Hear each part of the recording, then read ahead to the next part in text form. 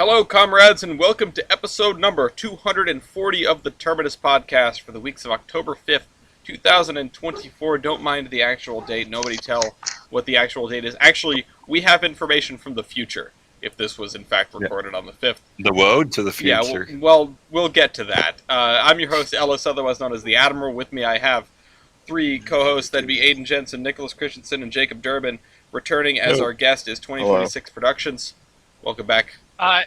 You guys have no idea what y'all are installed for. Well, I'll tell them what they're installed for. I don't think that's the saying. Yes, it is. Yes, it is. Yes, it is. Because today we are going to talk about the road to the future, allegedly, as well as the Floridian, the Oregon Rail Heritage Center, Brightline, which may or may not survive the week, and the WWNF. So, the train will terminate at this station.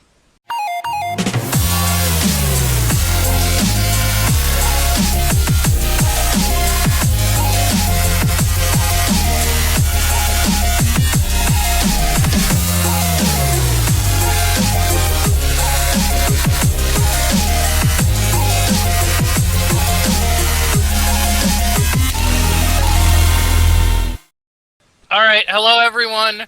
It is me, your salubrious host, 2026 Productions, known as The Lobster. Making up words. No, I'm not. I'm sorry that my vernacular is too whimsical. My perspicacity is abounding, but I digress. Anyways, we're at the place where we're center beams, same thing, come to die. We are at a really cool curve in flyover country, and that's all the introduction it needs. Ellis, take it away. I will point out that it's not called flyover country because it has a flyover, and I also want to point out that one of the definitions of salubrious is healthy, and given your description of what you're eating currently, I don't know if that's accurate. You're just lugubrious. Now I'm pretty sure that was made up.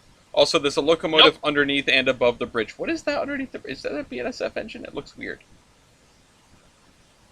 Ellis, I challenge you to look up lugubrious because I think you will be surprised.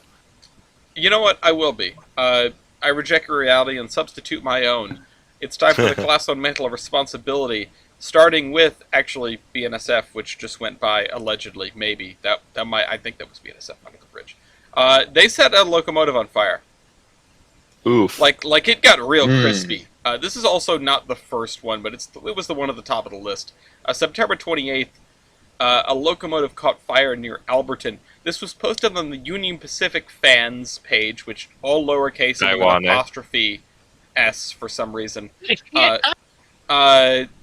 it was ironic, and this was a war bonnet unit, and it's very crispy now. It went to war. Yeah, it went to war. It lost. CSX. It warred until it bonded it. Actually, we'll do CSX last, but we also have one from Norfolk Southern that I love the caption for this. Lead engine NS8163 punches through a rig at Austell, Georgia on September 26th. Yeah, just it is an accurate statement. It is in fact punching through a rig. I really hope nobody was in the cab of that It semi. looks like it was the trailer that got most of the damage. Yeah, it obliterated the trailer. Yeah. I just hope the trailer is through bar. Yeah. So I hope the person. Right. If you don't fit, don't commit. Apparently, that's like a thing for truckers. See tracks, think train. Yeah, that's a thing. I've never seen that before, but it makes sense. CSX though, so those are our two from railroads that are not CSX. CSX has the majority of the incidents, including this video, which is a train plowing into an SUV after two people jump out, which is what it says. The video is not of the train hitting the SUV, it's just... Of course. Yeah, no, it's no action shots on this one. We got the action shot on the NS one. A CSX train derailed in Newport News. It struck a couple of trees. I don't know if this photo is related. I would imagine probably not, because... Those are ancient. Yeah, that's an ancient locomotive. Yeah. But of course, it canceled Amtrak trains because what else you gonna do? And another. Oh, this might have been the same. This might have been that. Is this? Well, this was 2 days later. Somebody posted a photo of a CSX train that had hit a tree with 1900 on the point, which is the Seaboard Heritable, sharp-looking unit. And it is also off the track by a little bit. Could have been the same incident. There's no more information there. And finally, this is the the wreck that makes my Final Destination senses tingle. A bunch of empty coal cars tipped over on a bridge over I guess a U.S. highway. It's a yikes from me, bro. So there were 25 rail cars containing coal that derailed and all. They don't look like they're containing coal. They look like they're empty, but maybe photo is unrelated. Yeah. So those are all of the incidents. You can check all of those out by checking in the cargoes document, which is linked in the description of this video. You can also see the link to the camera, so that we give them appropriate credit and they don't send us a cease and desist. And you can also find the link to the website, theironhorseman.com, but we might talk about that a little bit later. You can buy trading cards there. Check it out. It seems like comparatively few incidents. I know, it was not that Yeah. many. They're just clustered around CSX. Yeah. Although personally, I think the Well, the NS. accidents were- Well, no, sorry. I gotta give it to the train cars tipped over on a bridge because that's a crazy looking shot. Yeah. What do you guys think? I think the Final Destination one. Yeah, it's pretty intense. Yeah, I'm for that one too, because to be honest, the GE blowing itself up is something that happens every day. the crispy engine. This meme brought to you by the EMD game. General explosion. This meme is brought to you by the Krabby Patty. Yeah, But coming I'm soon. gonna try that, Wendy's. honestly. I think I am gonna try it, but By the time you, the viewer, watch this program, Yeah. it may be publicly available now at your local Wendy's. Not a sponsor, but I do like Wendy's when they don't get my order wrong, which is never. Wendy's, please sponsor us. That'd be great. when does that come out? When does that come out? I said this before the show. We're getting the Krabby Patty. We need a Krusty Krab pizza. Yeah, And Diet Dr. Kelp. And a Diet Dr. Kelp. Yes. What has everyone been up to though? I know we get a burnt Rusty. I have been so painfully busy. I haven't been able to keep up with what anybody is doing. I know that there's been a lot of playing of Chooch lately in the last couple of weeks. There has. I guess I sort of played Okay. Chooch. I went to the Colorado Railroad Museum this past weekend. I got to hang out with a very tall man and two other quarters of an idiot. While that aforementioned man got married, which was really great to be there. I was honored to be part of his wedding party. But the rehearsal dinner was at the CRM, and so we walk in, and 20 being the only functioning locomotive at the Colorado Railroad Museum, is just sort of chilling. Just chilling by the roundhouse. It was after the day's events. Yeah. But Gloria was... We're all dressed up for this rehearsal dinner, and I turned to Gloria and I go, "Oh, did you get to go in the cab last time we were here?" And Gloria looks at me and goes, "Not in heels." So, we didn't do that, but we walked around. We actually got to go inside the engine. Oh, Nice. Yeah, Cool. so that was fantastic. Cool. But what have you been up to? Because that was kind of the extent of my foamage.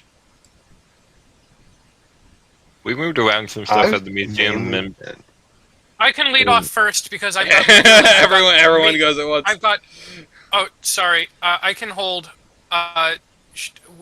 What's everyone thinking? Well, I heard Milky start first. I wanted to know Okay. why you're Yeah. shuffling things around. Was it for fun? mainly just the. Okay, we're painting the roof on our 19-year-old Sydney, Australia open car, Mm-hmm. and we're also doing a Halloween event all weekends in October. So if anyone wants to check that out, I'll supply a link to that. Appreciate And the Saturday, I'll be there running the lane. You can meet the Milky Penguin. Yeah, you can meet the Milky Penguin himself. Tallest man in Oregon. Tallest man in Oregon. You should bring him a box of Captain Crunch. Yeah. Captain Crunch, or no, Kellogg's, please sponsor the... Kellogg's and Wendy's. Yeah.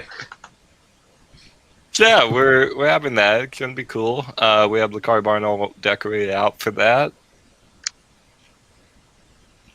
So should be a pretty good event. I'm looking forward to seeing how people react to it and whatnot. I hope they're scared. It's a family-friendly haunted house with no scares. Aw. It's not very haunted, though. But it's very cool. Sometimes the most haunted houses were the friends we made along the way. Yeah, I mean, I've definitely been... Sure. I feel like I'd be less scared in a haunted house than the prospect of being, like, completely alone in a house with my own thoughts. At least the ghosts give me someone to talk to. Been there. Yeah.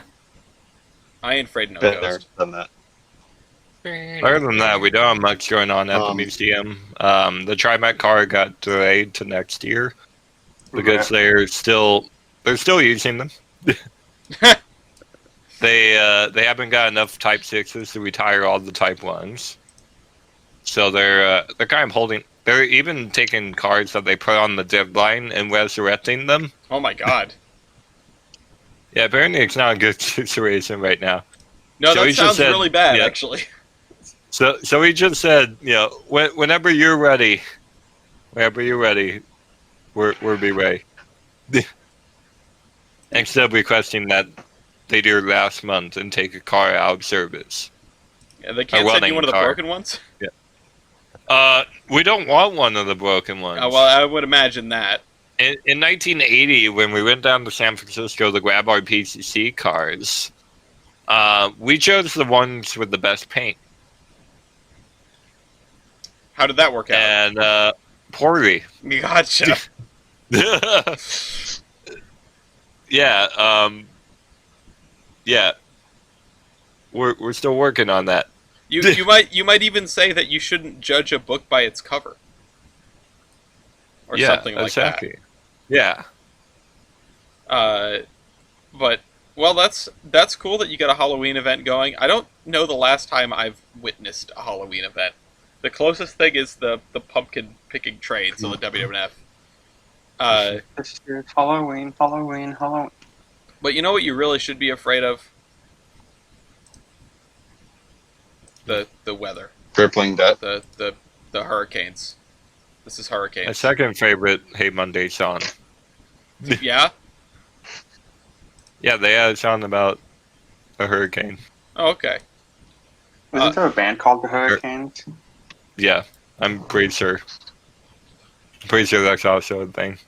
East, you guys are in the line of fire of some pretty gnarly weather. How are you preparing for that?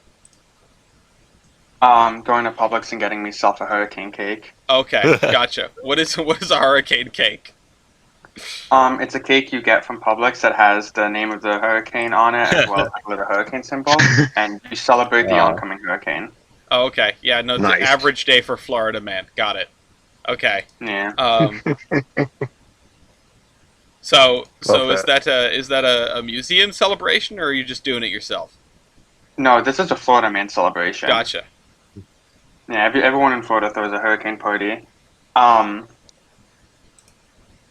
Except for, like, maybe Tampa this time of year, because Tampa's already kind of doo-doo stanked from, the fact that they've already been through a major hurricane this season. Mm. Yeah. But yeah, weather aside, chat, is this high-speed rail? Uh-oh. Which of the... The first one, 11 the photos. 126 mile an hour. Huh? Oh, Yeah, okay.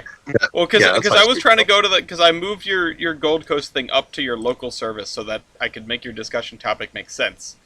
So I was trying to Oh, get to I didn't the. even notice that. I was trying to get to the first thing you posted, trying to hold down the consists. But this also works. Is this is you going to Publix, right? Just like average day for you. Yes. That's me. That's me actually driving down I-4. No, I took Brightline to Orlando and back to see some friends. During the last hurricane that hit Florida, which was Helene. So that was interesting to say the least. I have a really bad habit of whenever I go to Orlando, like if I have the trip booked like months in advance, it's like okay, well, hurricane time. Have you tried going outside of hurricane season? No. Well, I might. I'm not gonna chance it. Well, one of two things will happen. Either you will have a completely normal trip to Orlando, or we will have the first January hurricane. But anyway. Yeah. No, so back to what you were originally trying to segue me into. Yes, so at the museum we're making our hurricane preparations. We've put all of the good equipment under the shed and everything else is outside coupled to a locomotive, which acts as a weight to hold it down.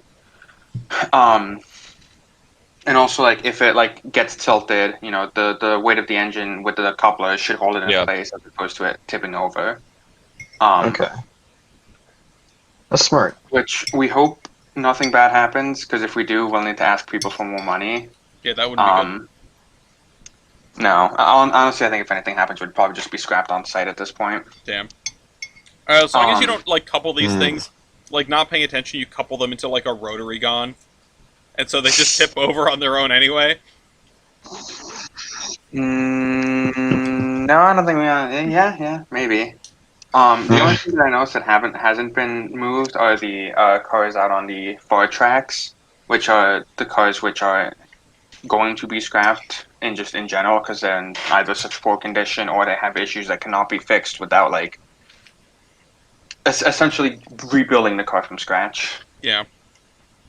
Like one of the LIR cars we have, the P72. It was great. We used it once and then the roof caved in.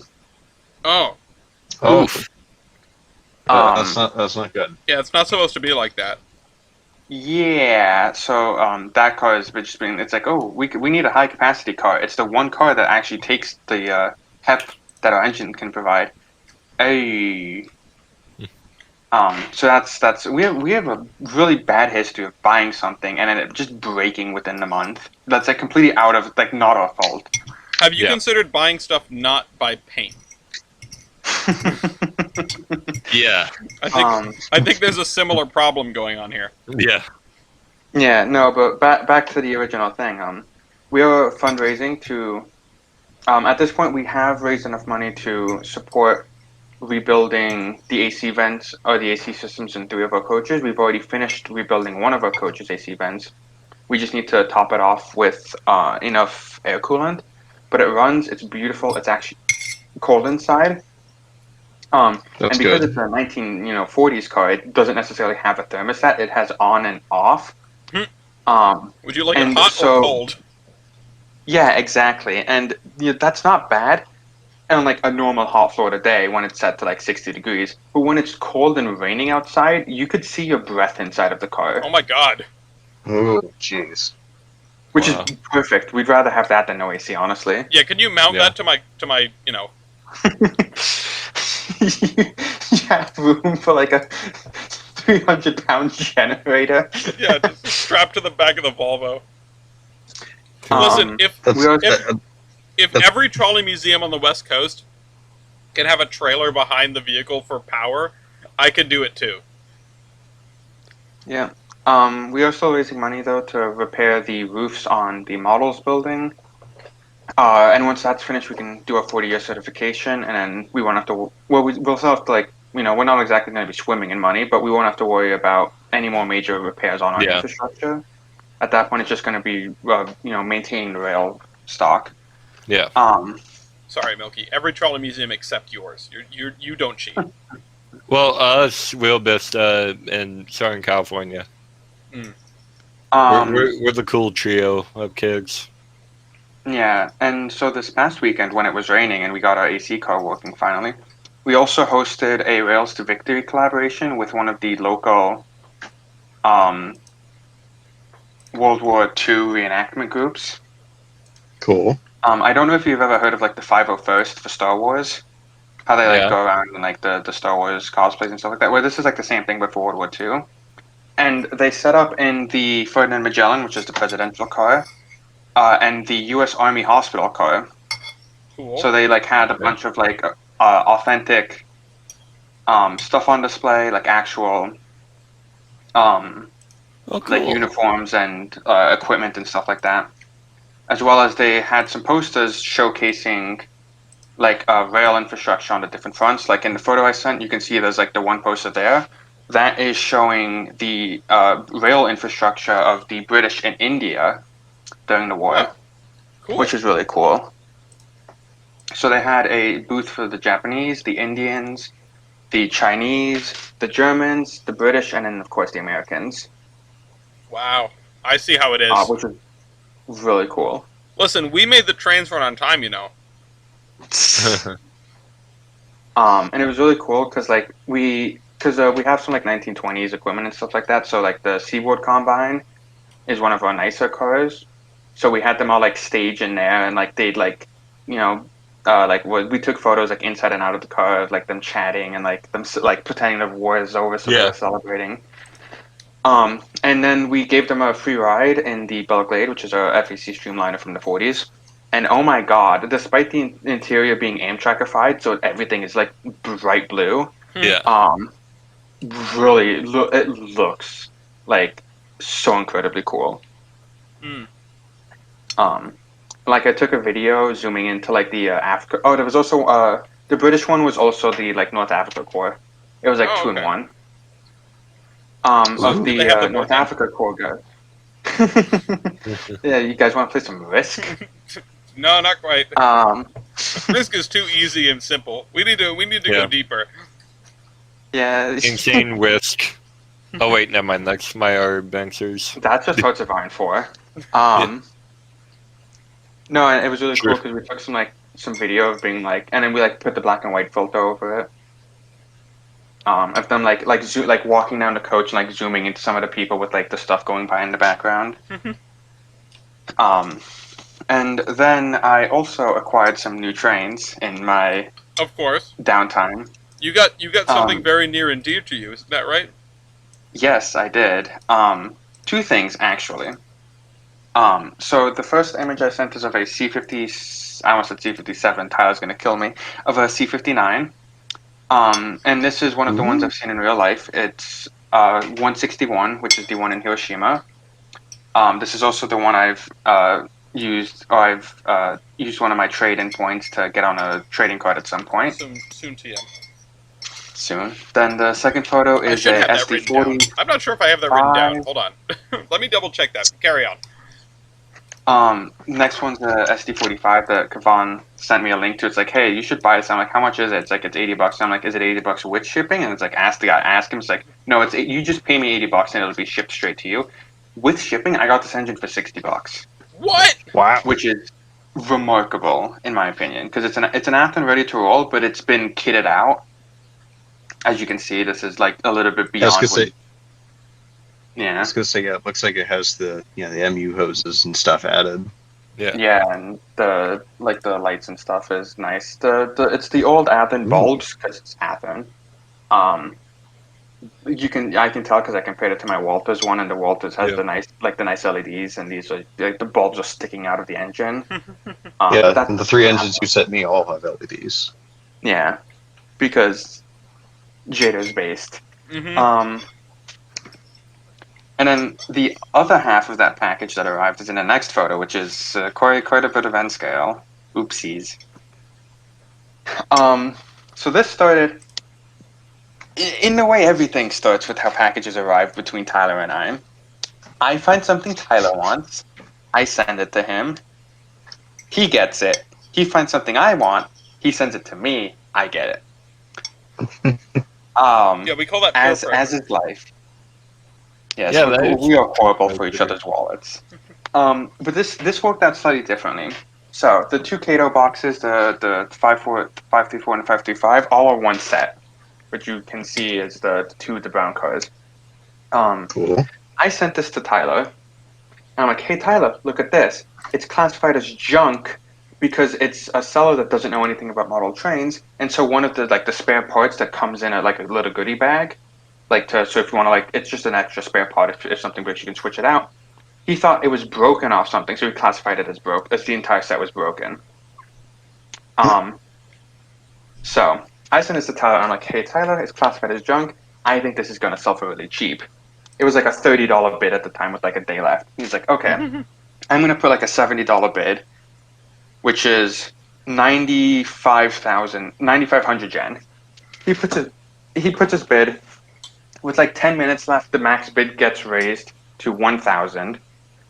And Tyler's like, oh, this is so close. I'm gonna bid 1,000. So he matches the bid, but because the other guy placed the bid first, he gets the rights to have it for 10,000 yen. Mhm. And he's like, this is past my max bid. If you want to bid on it, go ahead. And I was like, okay, this is a set that sells for $200 on the regular for like $72. Thank you. Wow. I placed Cha-ching. a $10,500 bid, yen bid, and it sells for that much. So, like, if Tyler had placed an extra like $3 bid on this thing, he could have won it. Well, And now I still feel a little bad because it's like if you had, but like he told me I could get it. Like I feel a little bad because like regardless, like $3 extra, it's something he could have got. well, I Um, know what you can do. You can just split custody. Yeah, right. It's like Hemshare. And at this point, I'm like, okay, I've already got the one thing. Let's make the most of this package because package consolidation. So I'm going to try and speed this up a bit here. So basically, I only have one controller, so I wanted to buy a second controller. So what you see is that I bought a second controller, but I also bought it with a set of track as like a whole like starter kit. Yeah. Because I bought the entire starter kit for like I think it was $30. Like pretty dang good. It sells for 180 in the States, like Really new good. in box. Yeah. And then there's the Tomix box, which is, as you can see here, the green and blue train. Which this is the train I took in Sapporo to Otaru. Which you've heard the story of Tyler and I know Otaru's like, hey, I'm going to Otaru later today. I'm going to Otaru. Do you need me to find anything for you? He's like, oh, when are you going to go there? And I send him a photo of the museum as I'm like at it, and he's like, what? Anyway, so this is the train I took there. And then consequently, the very next day, I caught the exact same train. And not like, oh, it's the same concept, like, oh, it's the same type of train. No, the exact same number. And so I've been looking for this thing for a while now. And so one pops up on buy usually they sell for about $150. So I found one on buy and I'm like, okay, starting bid is $90. That's a little expensive for a 6-car set, but it is something I really want, so I'm willing to pay a bit more for it. I was not, my max was like $100, I think. So I'm like, if it goes past $100, whatever. And the really cool thing is this set was modified, so it has the prototypical couplers. Because when you get the set, General just has like the old Arnold couplers. Yeah. But the previous owner modified it to have the prototypical close couplers, as well as he added 3D printed toilet tanks underneath the cars. Curl it. And it's the exact same number as the one I saw in real life. So I was like, I'm getting this. Got it for $90. I'm happy. You can see it out on the layout. B3101 in the next photo.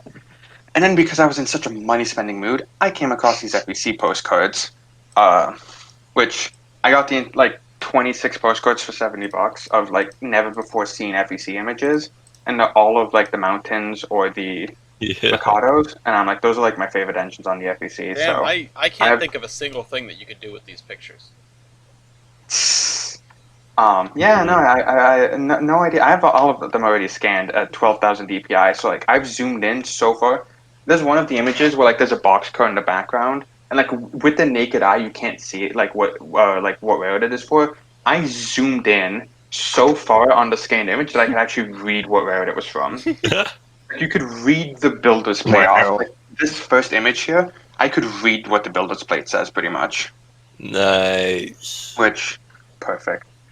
And then last but not least, I saw an Yes. SC40 leader because the FEC is based. Wonderful. You've been up to quite a bit.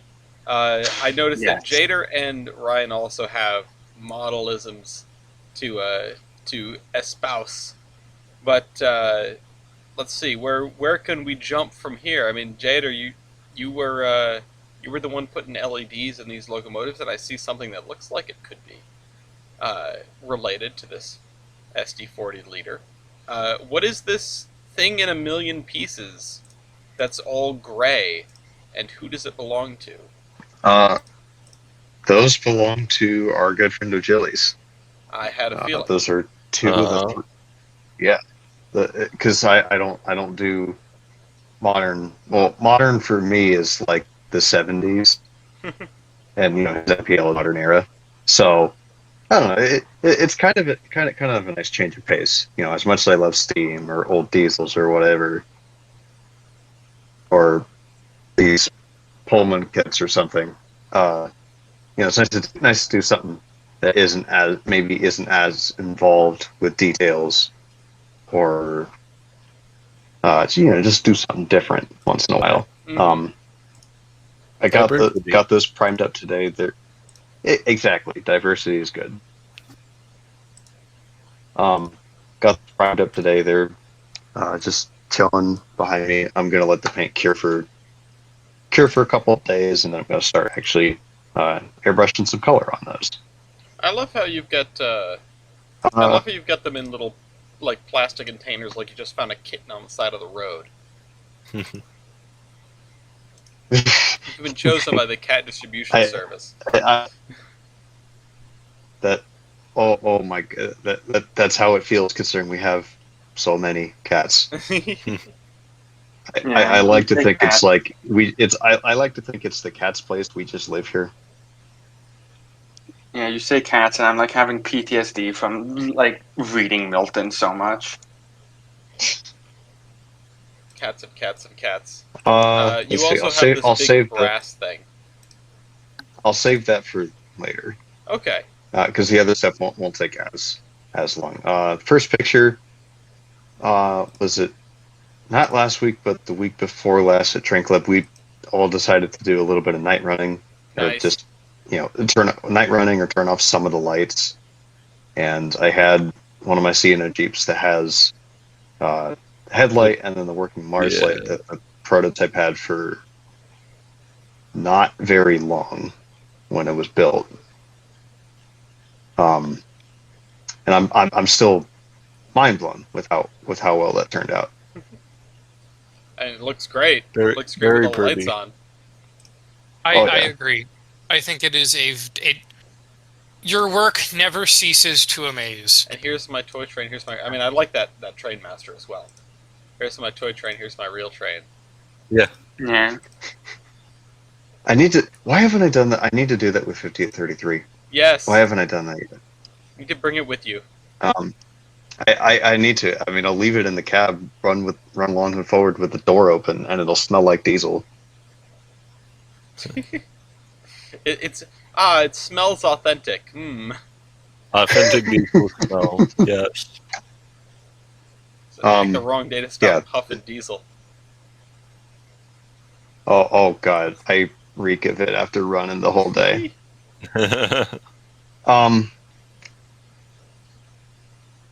Second picture, that's from last week, because we finally got some rain here in the last couple weeks. We were in a pretty nasty drought. Everything was dying.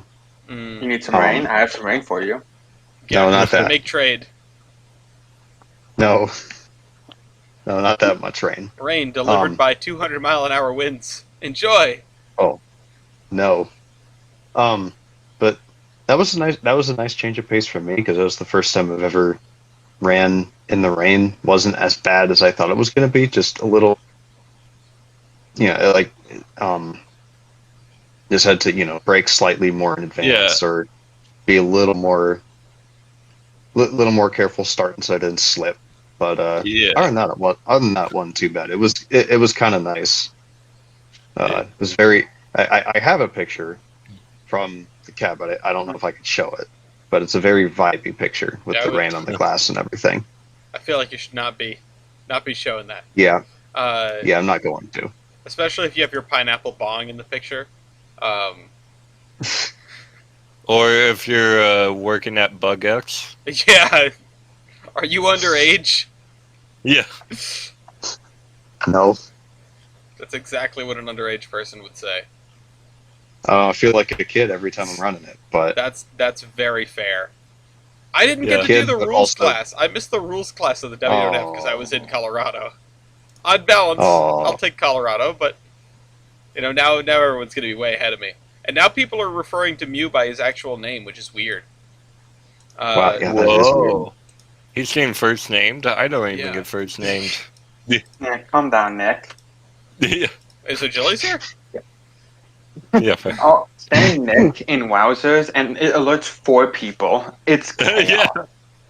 It's so what? Oh, Julius gets so mad when I'm like talking to one of the other people I know on a first name basis. Like, yeah, Nick, and he's like, "Why are you calling me Nick?" And I'm like, anyway, continue. Like, I just tune it out until you actually get my text. Yeah. Anyway, you have one Yeah, more. anyways. You have a photo of Fran. Yeah, this was Fran. 2 nights. This was 2 nights ago. I was bored, and wait, hold on. Was that 2 nights ago? I don't know. I It thought was it was it was 3. recently. You're feeling No, it was cute. 3 nights ago. No, that's right. It was Friday night. I was bored.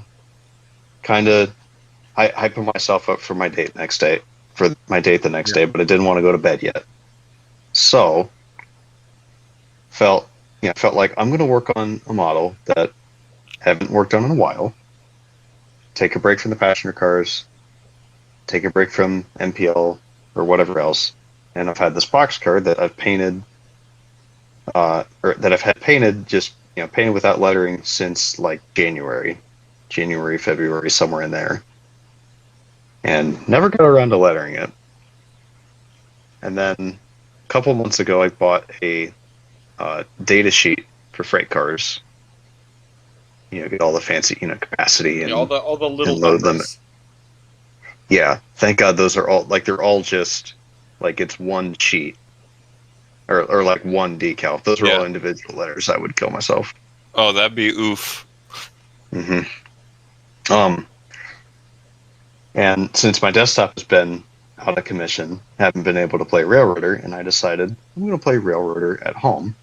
Most of that's We have Railroader at home. Exactly, and most of my playing Railroader is on the Fran end. So decided to make a Fran boxcar. And I love it. I love it. It's so cool. Casey was very excited to see this. She was. Anyway, do you want to cover your we're over time for the section, but I know it's been a while. It's been 3 weeks since the last one because I was out of town. What's your brass thing, and then I can give Ryan the spotlight for a minute, as he so rightfully deserves. I'll make this quick so Ryan can talk. But after at least a year and a half of searching for one of these, finally found one for a decent price. It's not painted or anything, but that's fine. I can do that. It's a Overland Models C&O F15, one of their little Pacifics, some of the first in the U.S. actually. Like 3 weeks behind some very similar engines that went to the Mopac. And other than, I don't know, it was weird. There were 2 of these on sale or on eBay when we were in West Virginia. Didn't win the bids. There was one on Brass Trains, same one forever, but for a little less. But I would have had to replace the gearbox anyway, and that's a pain in the butt to do.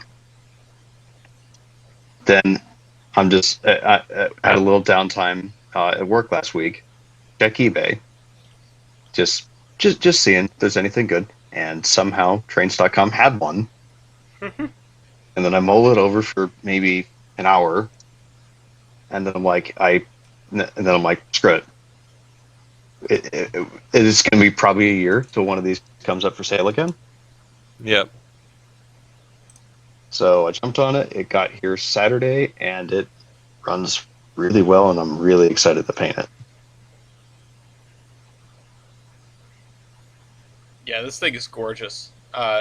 It doesn't look like it's a very, very early Pacific at a glance, but that's mostly on account of the massive tender.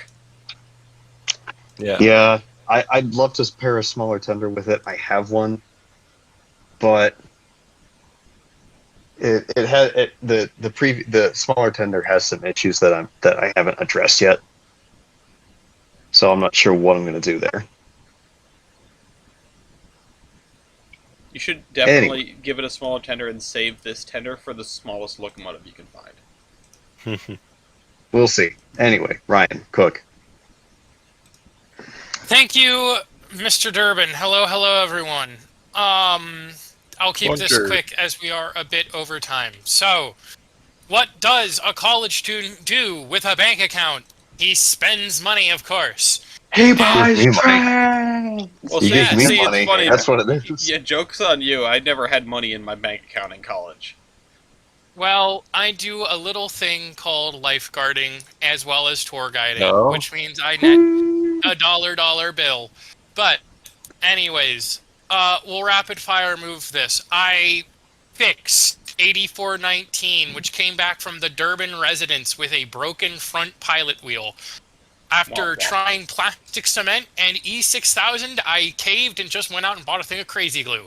Hopefully it holds. I have yet to test it on at a club layout yet. Hopefully this Wednesday, depending on how everything goes. Is this the Chooch? Second thing, 8419, yes, Which one is- the China one. Oh, okay, You know, yeah, the I one couldn't flags. read any of the numbers until I zoomed in, so I didn't know which one you Yeah. were talking about. I knew it Yeah, wasn't the 8419 Jeep. Yeah, the Jeep's a special story because I was on a voice call with some friends, and this eBay listing appeared, $40 DCC, Athearn Blue Box, GP something or other, Yep. with a working strobe and equipped LEDs. So why not? And then also there was a Mr. Blue Sky 44-seat car available. Seeing how those usually went for in the neighborhood of $100, and I got it for $35. I'm feeling quite accomplished, and I've been slowly but surely starting my silly box car fleet. So if anyone has any silly box cars that they'd like to sell me, please let me know, because I am now on the hunt for silly box cars. That's 1-800-SILLY-BOX-CARS at sillyboxcars.com. I've seen this all over. Where do you find these? Ellis, it's called eBay. Yeah. Ryan, I have two things for you, This Ryan. is my hobby shop all the time. Okay, so how many of these are coming to the Big E? I All of them. probably not. Probably not. All none of them. actually. No. What? No, I can't. But Not on good faith. I can't. Route of the Ryan, Hydro. run the Trip. silly. Look No, no, no. train. at what I just sent you in the Terminus podcast. Oops, I just opened it in front of the world. No, never mind. Oh. I got it out of the way. Oh, that's hot. It's now over $150 cheaper than when you last wanted to get it. Line go Oh down. fuck it! I might have to go for this. All right, Aiden. I'm gonna. All right. win. I will be right. I will be right back. Continue. To use He's the gonna go get his bathroom. wallet. This is the end of this segment. We're supposed to do the thing the loud thing after this, and I would imagine that you want to be a part. Well, he's already gone. God damn it! You know what? You know what? We're in the moment. We're in the moment. I really We'll do should have it. let him go first. Is Yeah. what I'm learning from this. But It's just why Ryan is just You know so what? whimsical. Hindsight is 20/20. Foresight is blind. yeah, and you know what? That like a light switch. Like he did like completely quiet for the entire segment. He's been dead silent for 40 minutes, and then it's like, okay, Ryan, it's your turn, and he's 100% just like throttle on the ceiling. Boom. This is what I appreciate about Ryan. But anyway, no, it's time for. It's time. It's time Fine. for.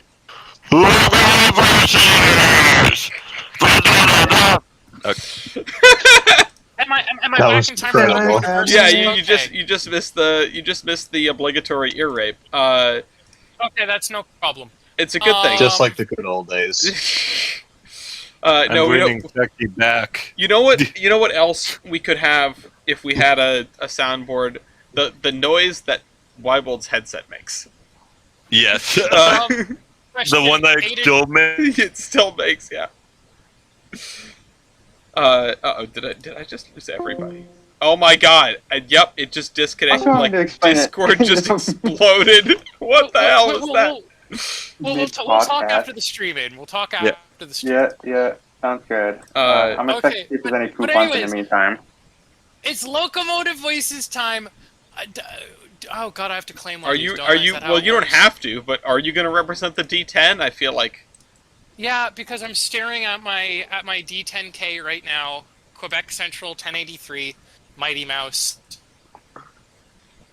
Mighty Mouse. Mighty Skibbity. Yeah, All right, no, and no, there's Mighty and Mouse there's is- 94, which is a tall son of a gun, but I'm not impressed by it, and I'm waiting to be impressed by it. I'm looking forward to being impressed by it. What- Can I have a picture of your D10, please, or the real version of it? Yes. I got my Sir. photos of it also. I appreciate D10K. that. I got the 94 photo up here. That's nice. It's got- Hold on. So much gold highlighting. Yep, that was a WP thing that they added Alright. on. Here you go, bub. They made it fancy. Meanwhile, this D10 looks so not fancy. It looks like a Hey, workhorse. be nice. I'm not saying that it's a Be- bad thing. It's just not fancy. Be nice. Okay. I like how the tender has the No. the curves as well as the extended core bunker. Yeah, it's like a wedding cake. Yeah, It goes all the way up. I can't believe well- it's kicked up like that. Oh my god, yeah. I should probably get out the rules just in case, because I'm already No, noticing rules. something about these locomotives. I don't believe in 94 as much as maybe I should, so I'm inclined to let Milky go first. What do my fellow judges think? I want Ryan to be charming. All So right. Ryan goes first. I want Milky to go first. All right. Well, the tiebreaker goes to Milky. What's Yippee. what's your first stat call then, Milky? Oh shoot, where are my timers and stuff? Whatever. What's your first stat call? Go. Driver diameter. Okay. Yep. Driver diameter. That would make sense. All right, driver diameter. Hold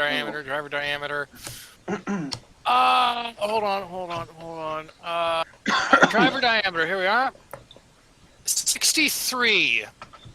Okay. Mine is 67. Okay. First point to Milky.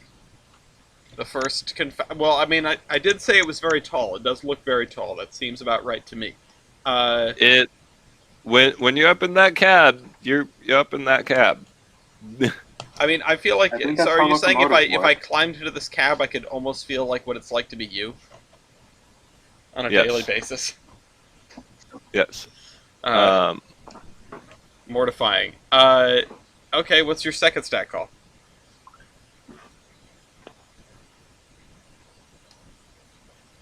My second stat call is going to be tractive effort.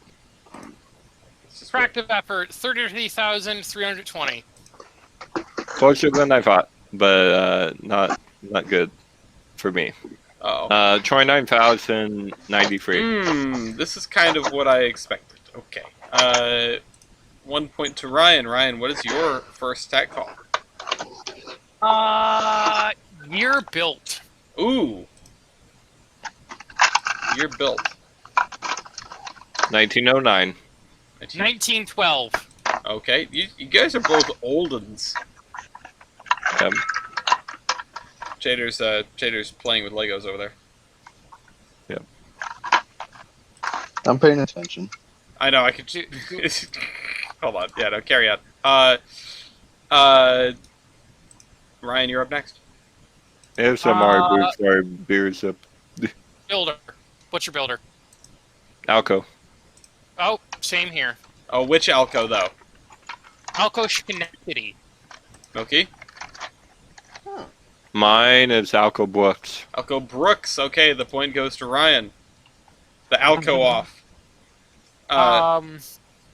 Cool.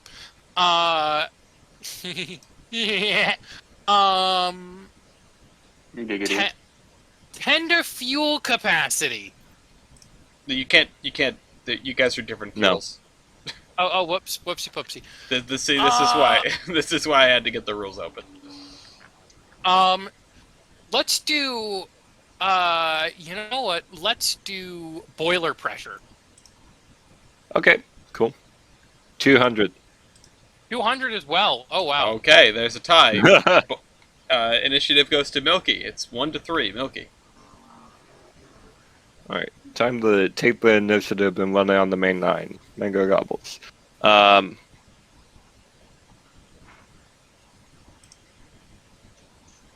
How many were built? I had 25 in the class. Yes! Uh-oh. That was a gamble, but it paid off. 36. 36. First of all, that's a weird number. Second of all, there were only 25 D10s? No, 25 D10Ks. Oh, D10Ks. Oh, right. Okay, it breaks down. I was All right. gonna say. Yeah, I was going to say, like, D10s are so D10s, beloved. like classes or something. Yeah. Here's the thing, I chose the D10K because I'm staring at my D10K, 1083 Mighty Mouse. He's my beloved. He's my favorite. I see your 10 or D10K, and I turn around and I see the locomotive that's fighting. We can have a real life. Did the headlight fall off versus- again? Number built. Or number in crash. The other Whichever one one that you I did. didn't call. Yeah. Road numbers, you mean? No. Oh, number in class. No, not road number. Number in class 25. Okay, my number in crash is 36. Wow. Okay. 3-3, Milky. Wow. Local base ID. Jeez. Loco base ID. No. Loco base ID. 15,737. Wow. Oof. Mine is 7,625. Okay, that's also not good, but it is better. 4-3, Milky. You've taken the lead. That too was a gamble. Minimum red whale. Oh, let me find the stat. Hold on. 87. 75. Wow. You know what? I guess that makes sense. All right, 5-3, Milky. Okay. What is your... I think so far the only thing we've established is that 94 is in fact taller than 1070. What's your engine wheelbase? Engine wheelbase? My what? Engine wheelbase. Okay, rubber duck. You'll be happy to know that it's 26.08. I will be happy to know that, or would be. 24.33. Wow. Okay. 6-3. Where's the driving wheelbase, overall engine wheelbase? 0.5 second. No, 0.57. 0.55. Okay. Okay, and Okay. Ryan gets that one. Yeah, that doesn't completely surprise me. It's 4-6, No. Ryan.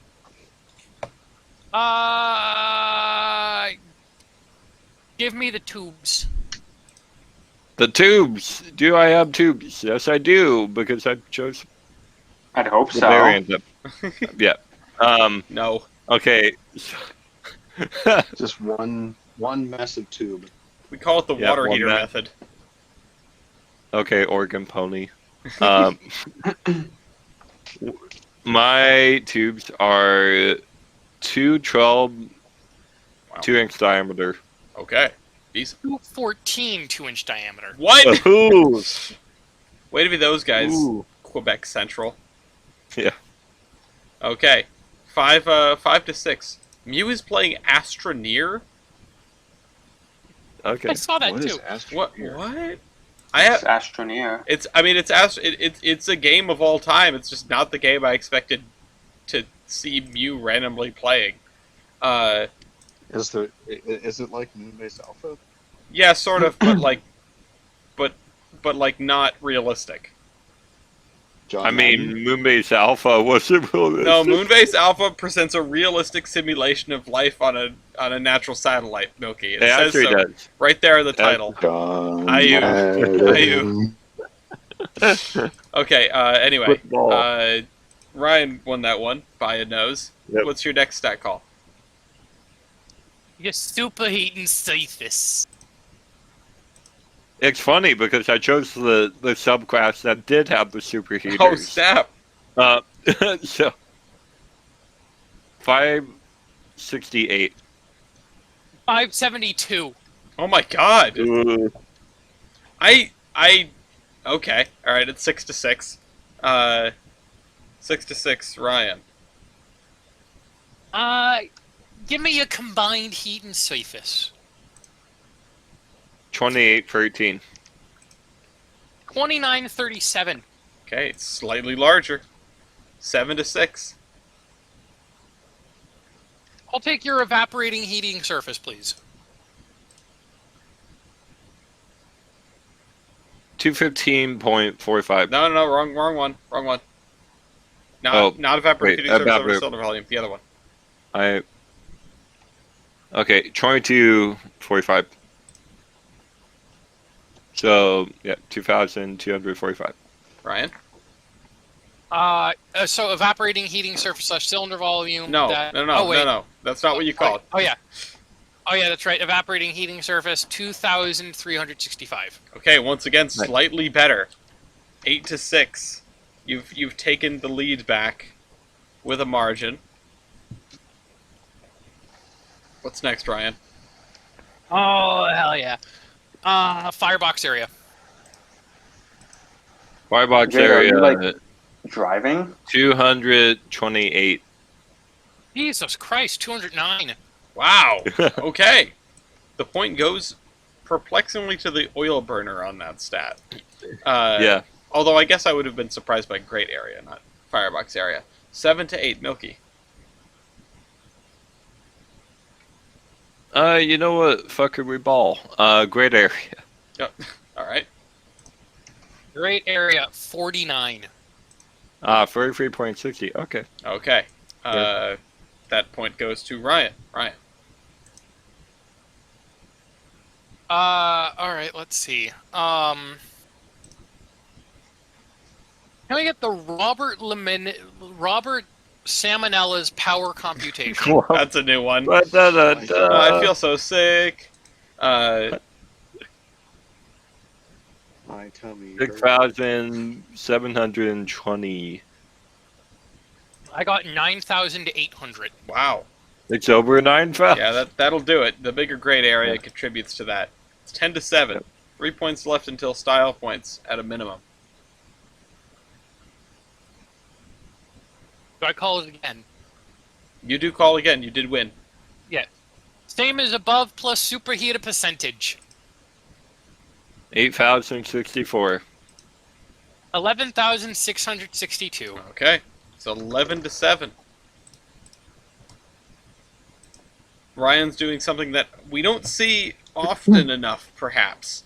Wading into the power computations, something that is perhaps more definitive than anything, the numbers that are designed to determine. But, they aren't everything, but I feel like people get afraid of them. They don't go in. But Ryan, you're up again. Thank you. Same as above, but substitute firebox area for great. Some would call it a deep cut. 54,720. Jesus Christ, 49,742. And there that firebox area difference comes back to bite. Not something that happens very often. Meow. This whole sequence of events is something that doesn't happen very often. But the script has been flipped. It's 8-11, 1 point until style point minimum.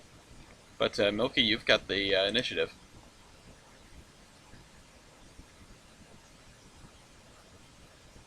So what'll it be?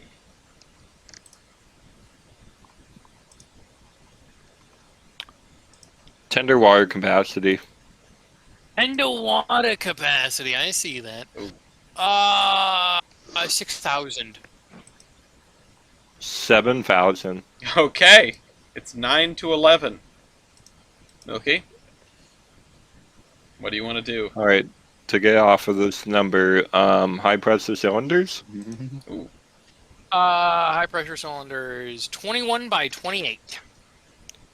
21 by 26. Okay. Okay, Fair enough. Ryan takes it. It is 12 to 9. You're over the threshold for style points. You can go if you want, or you can call a stat. Who is in the lead, Ellis? You are in the You. lead. It's 12 to 9. Lovely. Okay. Give me a factor of adhesion. Ooh. Dangerous. Yeah. It's not a good one. 4.64. 4.68. That's Oh, even okay. worse. That why are these two? The all right, very close together. D10 bigger and also in this case worse. Okay. Awesome. Milky, it's 10 to 12. You have the initiative. What's next?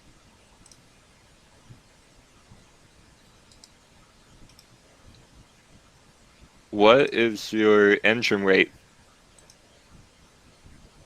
Engine weight. 205,000.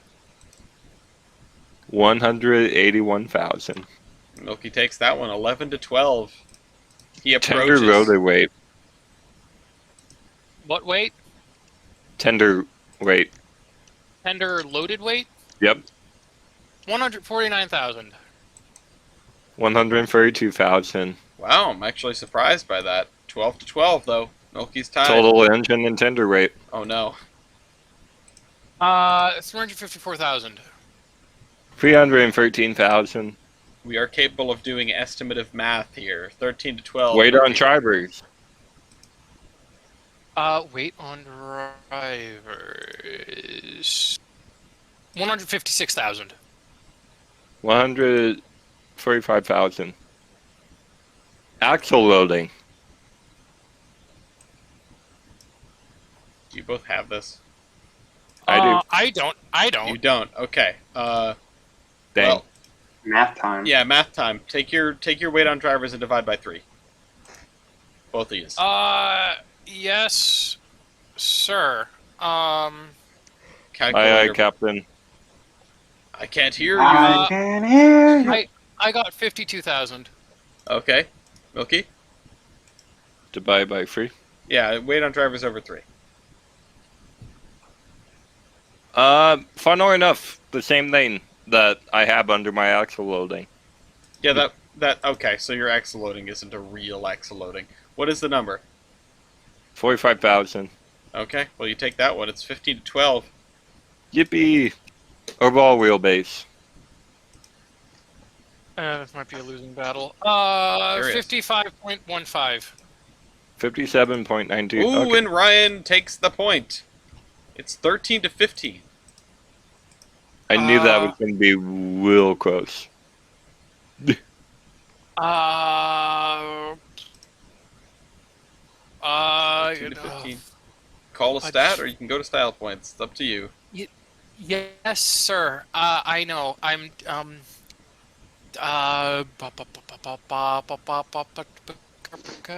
hold on. I know exactly what stat I'm going to call. Do you? Yes. Yeah. Yes, I do, Ellis.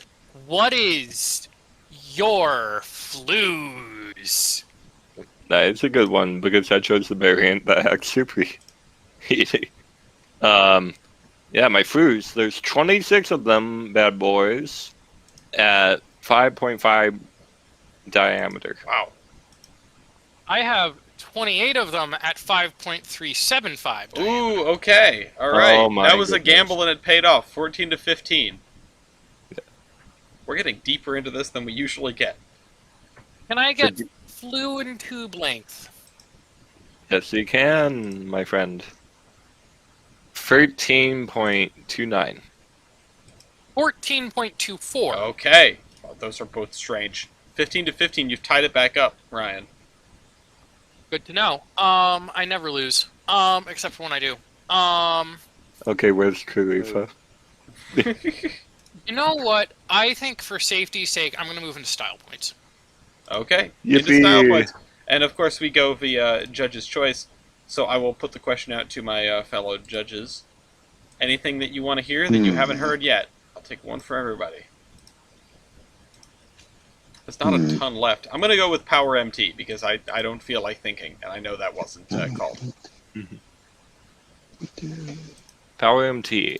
My Power MT is 892.23. It's pretty good. 679.11. Not quite as good. Still better than the NWK ones. Don't ask how I know. Special orders in the works. You can order special orders from me at theironhorseman.com. Jader East. Got any Did we do ideas? Valve Gear? We didn't do Valve Gear, although I don't think anyone's going to be Let's do surprised Valve. by this. Yeah, it looks the same, but I can't tell. Let's do Valve Gear. I have wall shorts. I do too. All right, wall shirts all around. Oops. There was a reason I didn't go for that one. Did we do Fair. Power 1 or no? We didn't do Power L1, no. Give me that. Okay, Power L1. 18,212. 16,018. Okay, and Okay. Milky gets that one too, so Milky gets 2 off Judge's Choice, and Ryan gets 0. Ryan, because you are trailing rather, I will ask if you have any style points to try to get yourself back up above Milky. Yes. I have one that I'd like to call. Go ahead. Mass production in HO scale ready to run. Okay. You've got Okay. That's a good real point. model. I don't don't want mass to, produce model. I don't want to split hairs about that thing. Did WP97 get a mass-produced model? Or 94? Not 97. You know, Ellis, I'm staring at mine, but it was brass. Oh. Bump, bump, ba-da. Well, I mean, that's still... Who made it? PFM. Okay. Which PFM Yeah, is, like, one of the most common manufacturers, so... Okay. I'm gonna figure out how many they made. Yeah, curious. I'd Yeah, we I'd need- have to see a production count to confirm that it was mass produced. we need number Is built of model. We're gonna Is start it making... bad when I put in? Is it bad when I put in B in my browser? It comes up as brass trains. Okay, that's not where I thought that was going. Oh. Wow. Just saying, I mean... They made wow. Okay. All right, They- so I can't give you a point for that one, Ryan. Do you have another one? How many were made? Well, I'm not splitting hairs about this. we're not talking this debate. Right? But the people are curious. Model is model. They made 1,030 of these things. That's... I don't know if that's high or more low. We than- don't do number built for models. Yeah, no. I know. I'm just for anybody curious at home. I am one of the people that was Oh. curious at home, but now I'm curious and confused.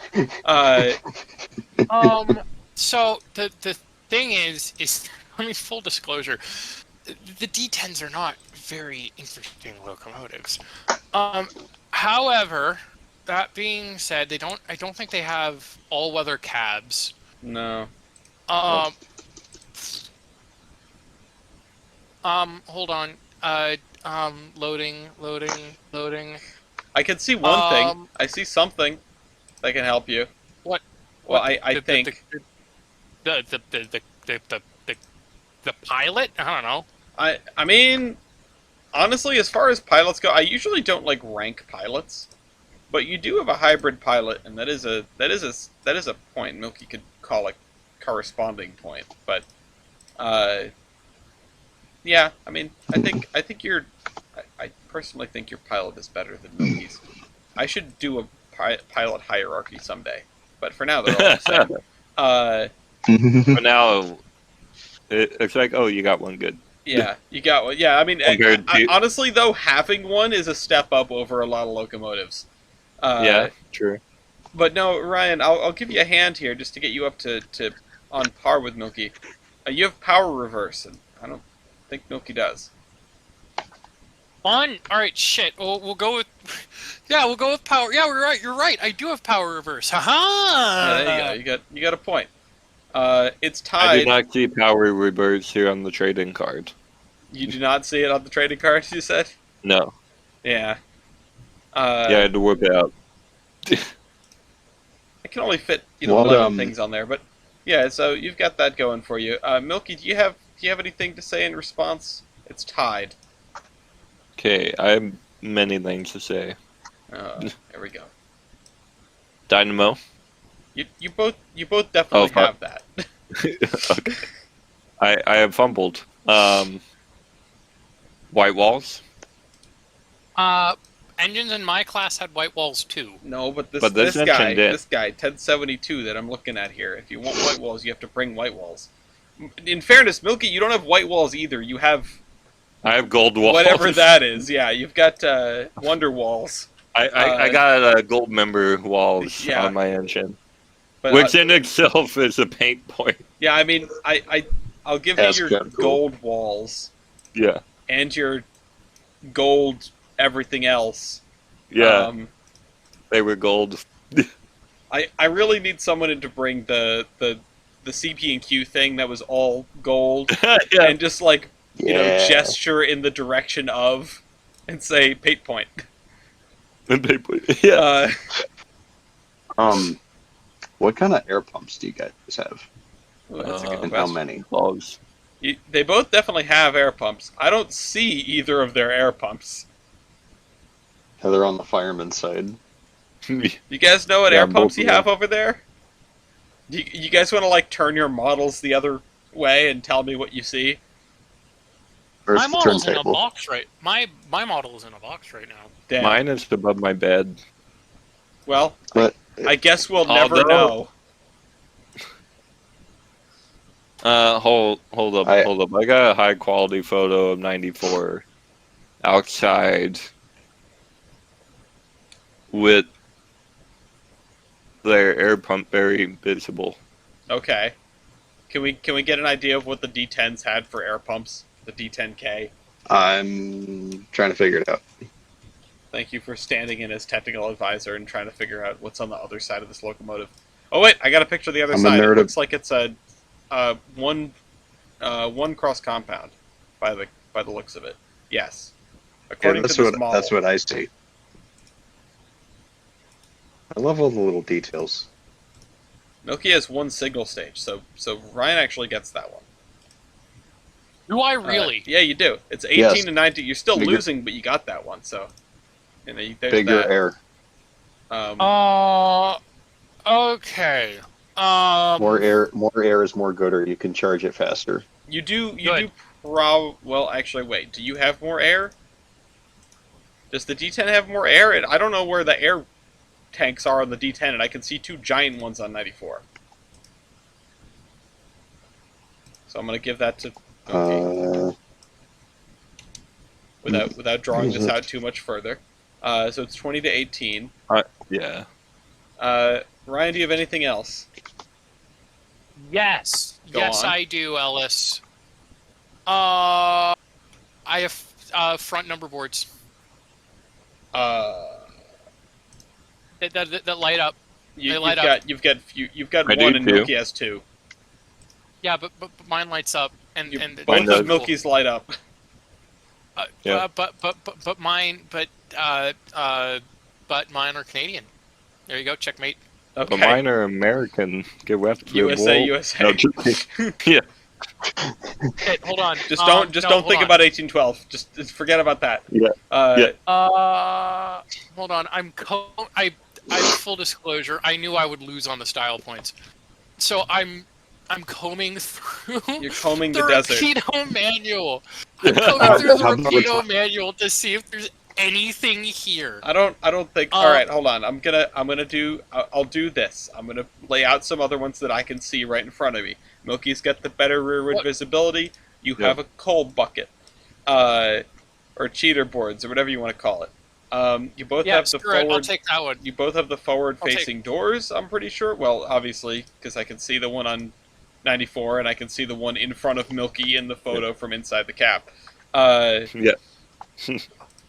And I don't know anything else. That's kind of it. Oh, Milky has cab window shades, but I don't need to lay it on too thick. And a cow catcher. I have. Shit, fine. All right, I accept defeat. But I Yeah, feel I'm like not here to murder. I'm here to have fun. you know what's good. You know what's good. It's Locomotive Versus has done what we have always intended for it to do, which is at the beginning of the show we were arguing which one of these locomotives was better, and now, in a sense, we have our answer. WP94 has beaten out the D10, not by power, but it is comparable in power and a little bit lighter, and it has some more creature comforts. So, that counts too. It's not just about tractive effort. It's not about the size; it's about what you do with it. Exactly. Or so I've been told. 22 to 19. What are we voting for? I'm voting for the D10. I like the D10. Me too. We didn't vote. I heard 2 yeses. Well, I heard myself. I vote for 94. You're voting for 94? Oh, wow. I didn't expect that. D10K by the votes. I have no doubt it's time on your desk has influenced you. Yeah, he's gotten up close and personal with it. He's about to spend way too much on a model of it from Baiyi. Yeah. But speaking of no chuckle from you East. I was hoping that would land. Damn.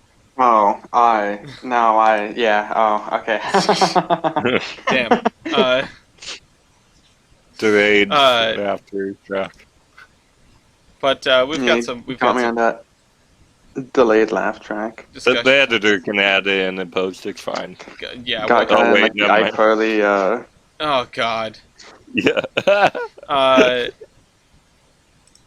But no, we've got some. Okay, so that's wrapped up. Let's do some discussion topics. Actually, All right, let's. I would like to, Jader. I'll let you go second here because I'm not gonna steal your thunder while you're here, which is good. Glad you're hanging in there. But I will kick us off by saying that not this past weekend, but the weekend before, there was a Dynamo Productions charter on the WWNF. Ooh.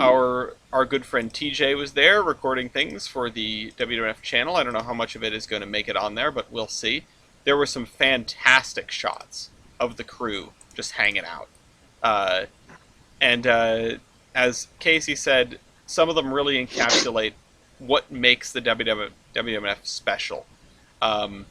Just everyone hanging out, sitting around the track, having a good time, and the trains rolling by, a couple feet away, because the work crew was out there doing their thing and the train was running as well. So we have the obligatory donation milestone for Build 11 as well. And they've also taken what could be measured as another... I don't know if this was shipped over the WMNF, but the Corey Rail spoiler is on its way to Alna to get worked on by the main locomotive machine works. I don't know if that's going to be brought in over its final mile by the WMNF, which does happen sometimes because the road into main locomotive machine is difficult to navigate and dirt. So they may have a revenue freight move coming up, which is always awesome. But I haven't been back in a few weeks. I'm missing it. And for those of you that have been there, come back. And for those of you that haven't been there, you gotta experience it. Everyone that I've taken there, even people that were less than excited, have walked away going, I get it now. So anyone out there in the audience, if you're thinking of taking a trip to Maine, if you're thinking of visiting Alna and the Wiscasset, Waterville, and Farmington, please do so. We've even got some special events coming up, like the pumpkin picking trains, because it's Halloween season. We don't scare people. We weren't spooky enough, but you can probably ride the train back in the dark, which is always an experience. So, that's my not so spooky spooky time update for the WNF. I think next year, when I have gathered people here for the wedding, we'll do a couple of New England things, like an abridged Apollo. One of them's got to be the WNF. The other one is probably going to be Mount Washington. We'll see, though. Yeah, COG 2. I know. Yeah. Since we've gotten off the mountain, I've gone, I want to go back to the mountain. But sometimes you can go to the mountain. Sometimes the mountain will come to you, as potentially in the case of Fort Wayne. Jader, can you tell us about the ongoing Category 5 foam NATO that may or may not involve 3001? Yeah, the Category 5 foam NATO. I haven't been following this all that closely, but from what I can understand, Fort Wayne are the absolute chads of the Fort Wayne Rarity Historical Society are going to do something with New York Central 3001. Yeah. It hasn't really been announced. They did a as to teaser what video a bit earlier today. Well, crap, I did today's Yeah, podcast. yeah. This is a message from the future. Yeah. We received a message from the The future. We knew road this to was the coming. future. Yeah, I well, received a message from another time. do do do do. From the road to the future. Yeah. Yeah, they did the teaser, but they haven't announced anything for sure as to what they're going to do. And like 7 What? different groups have posted blueprints of it. Yeah, I mean, All at different angles. They're posting. They're posting blueprints. They're posting bits from the Mohawk that refused to quit, yeah, they like, refused to and abdicate. we'll find out for sure as of right now in 1 hour or in 1 days. Fuck. In 5 days. 1 day. it's the One- final 1 day. countdown. 1 day, 13 hours, 29 minutes, and 25 seconds. Oh, I'm so 24, What? 23, What? 22. So, So, if I may be so, I believe that's Wednesday morning. What were you saying, So- Ryan? Okay, I'm just gonna jump right into this because I feel like this is a really interesting point of discussion. Go on. Like, am I the only one that finds it a little hard to get hyped up for new steam locomotives that are potentially being restored when, like, the actual logistics of getting these excursions? Like, I know Fort Wayne is, like, one of the few exceptions because they, like, have Indiana They- Rail, in their they've done pocket, but, like, Metra. yeah, but And 5 Fort years Wayne- ago, no one would, even thought of doing like a Metra. Or, well, no one even would have thought that something like the trolley at Wocket could happen. Well, hold on, Ryan. So, Finish I your mean- thought. I know where you're going. I want Ryan to finish his thought, but Yeah. go ahead. like, I feel like it's hard to get excited for new steam locomotive restorations, especially for larger locomotives like a Mohawk. When the legit because, well, yeah, Fort Wayne has partners with the Indiana Rail Experience. What's to say that support couldn't suddenly be pulled, and suddenly they're left with 2 big steam locomotives without a place to go? I mean, it would be so tragic to have 3001 go to Strasbourg.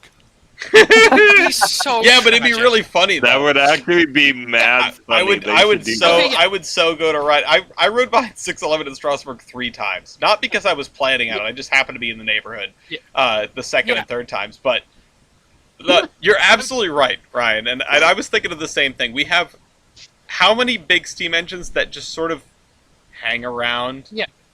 2926, prime example. They've restored the biggest northern and literally running, I don't know, if they're lucky, 2 or 3 miles to, like, a fairground or maybe a brewery. Yeah. Like, it feels...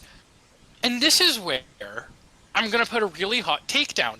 I would much rather see that money used towards restoring things that would potentially be able to serve a much greater population instead of just be, shuttled around like 2-mile tourist railroads.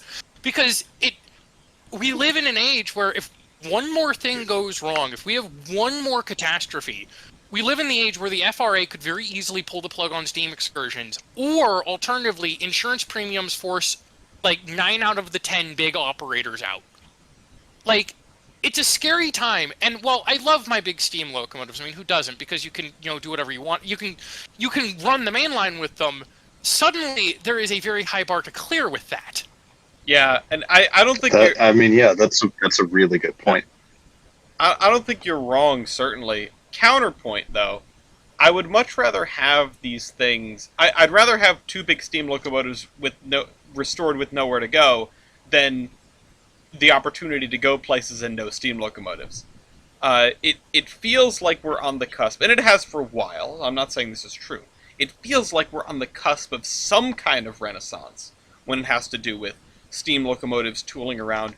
But there's really no mechanism that's going to make that happen. It's just there are a lot of restoration projects going on at the same time. I would love to see like the Dark Brandon Steam AFT2 bill get signed, and it's like, oh yeah, you can do whatever the hell you want. But it is just the reality of insurance premiums. I don't even think the FRA is a problem. Like they could. No, I don't think they are. But it's the thing that holds Just don't everybody down. Just don't let Gettysburg have the engine. Yeah, well, yeah. The thing that holds everybody down right now is the fact that like you can do whatever you want on Union Pacific's track if you pay the $2 million insurance premium. Yeah, and that doesn't even include like having to videotape or to live stream the empty track for 2 days to prove that you should be able to do it. I want to see this restored. I want to see these restorations take place. I would really, really like to see some place where they could take root and actually run the thing. But that's not a problem they can solve. I feel like maybe that's my corresponding hot take is they can't solve the problem. That's a political problem. The best they can do is chuck money into big steam engines and get the public hyped up and get them to lean on legislators and try to find a home for these things once they're restored. Because if you want a Mohawk running in 10 years, you have to start now. And I'm not saying that is true. Yeah, I'm not saying there's something that they know that we don't about what the climate will be like for running big steam in 10 years, but they have reached an agreement and they feel confident in making this happen. And I mean, I think that's the most we could ask of an organization like this. Yeah, that's all very true. Yeah. Also, at least what I maybe you guys have already kind of said it, but at least what I've seen and kind of noticed over the past few years, it's like, short lines, at least a lot of, short lines seem to be a lot more steam.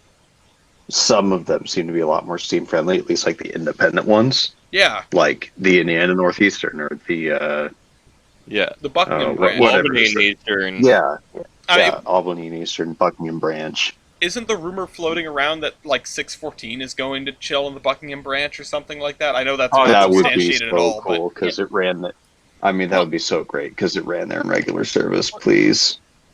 Well, from what I hear, it's interesting we mentioned 614 because you can draw some very interesting parallels between 614 and 3001, except for the fact that 614 is co-owned by what is nothing short of...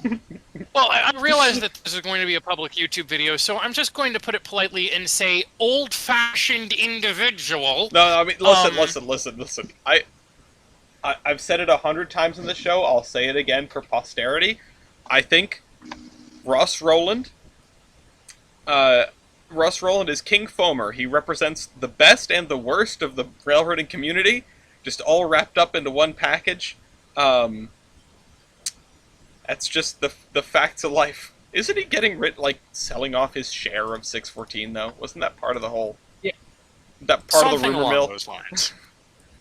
I don't know. The reason I bring it up is because, well, I mean, I'll tell you what, the buzz seeing 614 being painted black, thank God. But they were I'll green. admit- yeah, but okay, listen, No. you know it's bad when I have to say that the tacky paint scheme looked awful. But, like, I remember, like, the hype with 614. I mean, again, it begs the very interesting question, again, like, returning to your point, Ellis, what is the climate going to be? I think it would be the funniest thing if CSX came out, like, in the next year or something, and said, we have merged with, the Ravenna Steam group, we are going to have the CSX Steam program, and everyone's allowed. Like, come on, CSX, make it happen. It would be so incredibly funny. Well, there's two things that could happen to make Steam operate. Well, three things, largely speaking, that could make Steam operation in the U.S. The face of it change for the better. The first is just like what I said. The Dark Brandon Steam bill passes both houses of Congress and gives a ton of power, and maybe, like, all joking aside, the most useful thing would be some sort of, like, FRA sponsored insurance that's at a way lower rate and is just for heritage ops across the main line. That's, total pie in the sky. There's nothing that indicates that would be a thing. But if one single thing could make a splash in the industry, it would be something like that. If you can fix the crazy insurance premiums, then you open massive doors. For people. Yeah, so that's number one.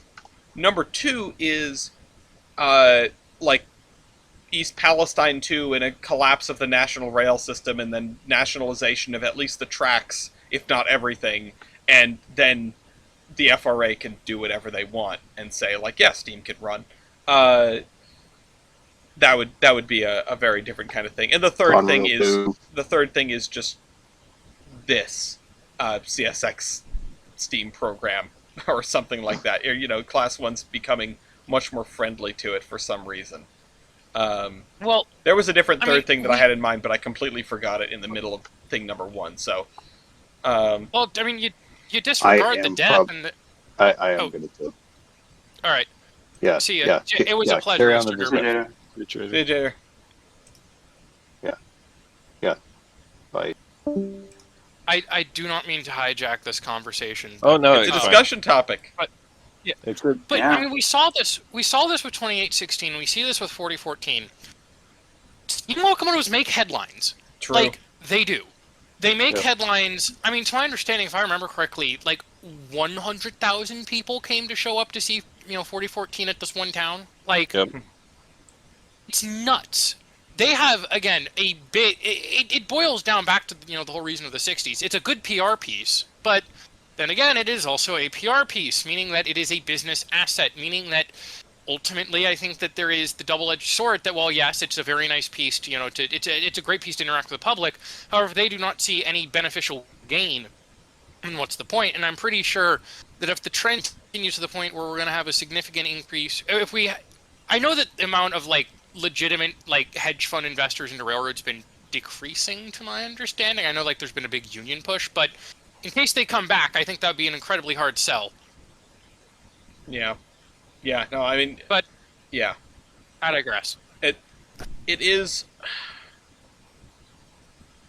To have the Class 1s change tune, right,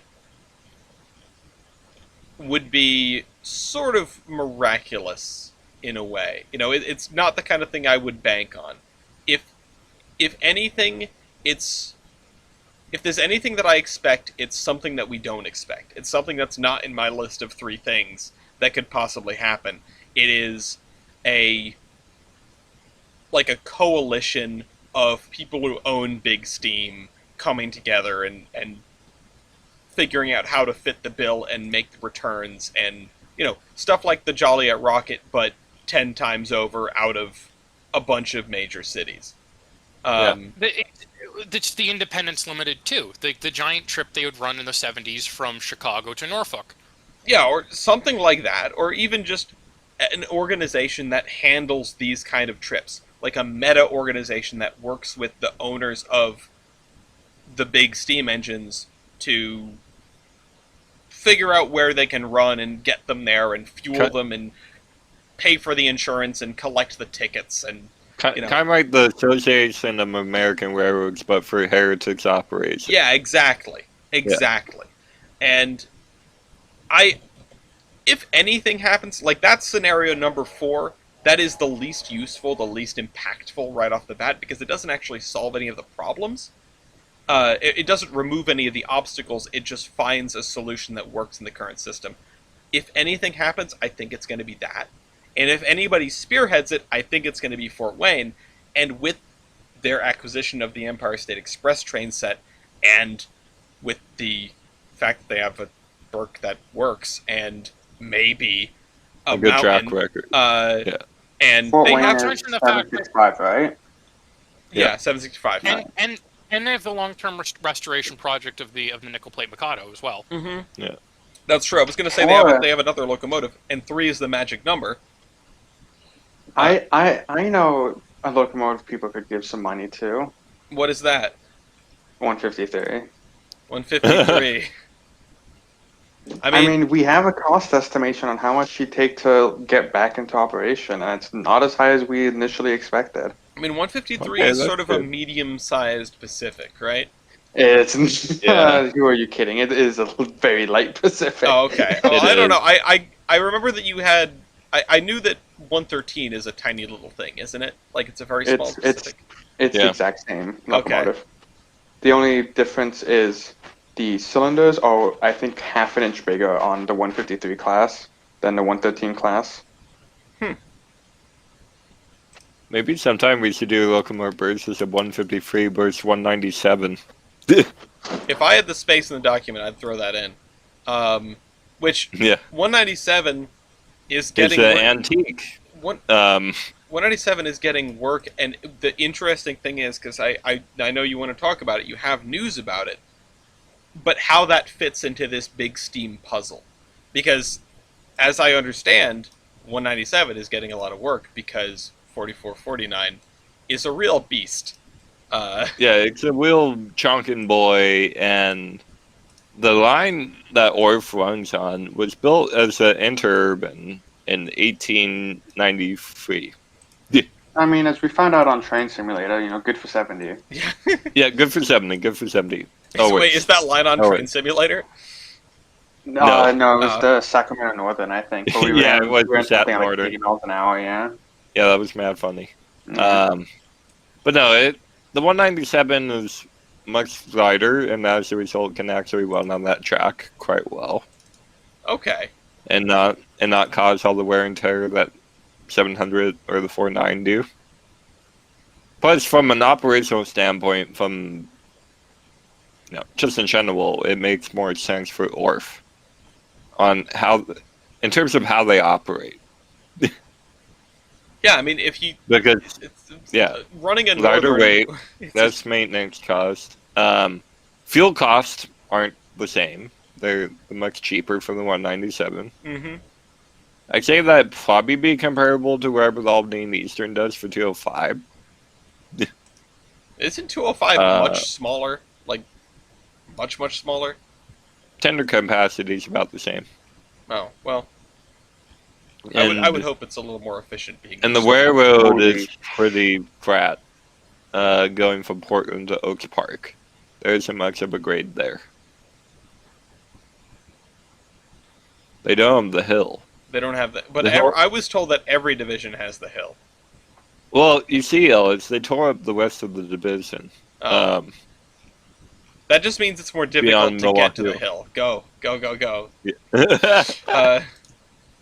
Yeah. We built the Oregon City interurban line, Mango Gobbles. Yeah, no, it's a joke on the FEC that you have to put it into Notch 8 to make it over the hill, and it's like a 0.1% grade.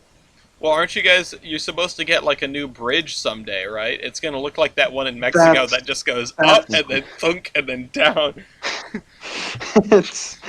Oh my god, I've seen those renders. Those are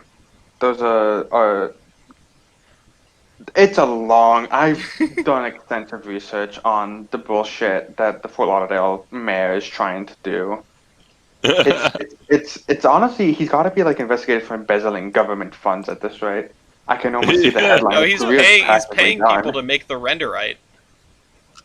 No, it's like over the like past like 4 years or something like that. There's been like $500 million have been like going into like studies and stuff like that. It's like Fort Lauderdale does a study, and then the state does a study, and then the government does a study, and then Fort Oh my Lauderdale goodness. does a study, and then the state does a study. I'm like, okay, someone in there has got to be doing something illegal with that money. No, Hey, this is I've seen No. this one before, but we place sketchy bridge with 31 mile long railroad. you may be right. I wouldn't be surprised to learn that, but this is the sad cycle of studies. This is Yeah. the we put the rail line. We don't want to actually do the thing, but we want to make it look like we want to do the thing. So we're gonna do 17 million studies on the thing, and just like this is what I've been doing at work. Like I've been doing my high capacity transit study. Do I think we're going to build a trolley line from downtown Providence to TF Green Airport? No, but they're paying me to check it out. That's Inside the must treat, looking into it. Yeah, I'm looking. We're looking into it. It's just shoveling money at.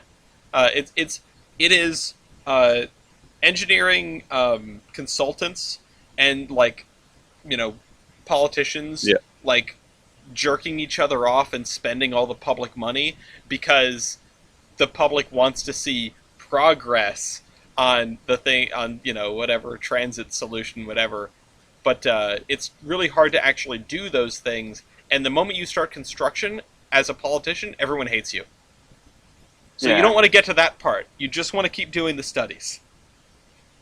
No, and it's insane because all of the boaters are like, well, fuck you. We want our bridge to be like 20 feet up in the air, so like the two guys under a kayak. Because let me tell you, the boats that go in and out of Fort, like this canal, are not Yeah. little like tiny fishing boats. These are yachts. These are like 120-foot, pretty big boats Yeah. that are like 6, 7 stories tall. Well, maybe not that tall, but like 3 or 4 stories tall. So you'd need a pretty big bridge to let those like 60 something feet tall, which I mean, well, you get anybody with uh a sailboat. You're not building unless you're putting in a helix to get trains up there. You're not, no, and so the main people who are like the millionaires who own the 100-foot yachts are like, oh well, we want a bridge for the train because they think the mega yacht is gonna fit under a 20-foot bridge. well, It's like, okay, you're appeasing to like maybe the two people who fish out of this lake, who have their fishing boats at the back of their like $1 million house. in Okay, complete let me fairness. rephrase that. $1 million house doesn't cover like at this point like $20 million house. 'Cause, Well, give it a housing week. rates in Florida. Give it a week. Give it a week. No, in seriousness though, like even raising a bridge a couple of feet does a pretty damn good. Like it'll change the amount of times you need to open that bridge. But make no mistake, you're still gonna need to open that bridge. No, Yeah. the issue is it's not opening the bridge; it's lowering the bridge. The bridge stays open unless there's a train coming. Well, okay, but you can keep it closed for longer and more often if you can fit more things under the bridge. This is the dance of every single drawbridge ever, but Ever. particularly the ones along the Connecticut waterfront, because the Navy, especially over by Groton with the sub base, they love to pitch a fit about how often that bridge is closed. Don't remind me Yeah. about Stewart. It's a similar arrangement as in Stewart, and like they're building a Like, new the thing bridge. is- They're building Which- a new bridge. It's also a drawbridge. It's a couple feet higher than the old one, and it's still going to be so much better because it means that the people in smaller boats don't have to call them. Yeah, and with Stewart, that's all right because you have the room to do it. You're not in the middle of a downtown of a major city. It'd be like trying to raise Providence Station, like the line into Providence Station, like above ground, make it elevated. The joke's Like, on you. that's That's what it used to be. No, exactly. You're putting it from underground. Elevated. No, but it's just because they're like, oh, okay, well, put Brightline because the FEC runs to Miami like maybe 10 trains a day, Hmm. with locals maybe 12, and most of them are at night. There's three daytime trains, including locals, that go over the bridge that are freight.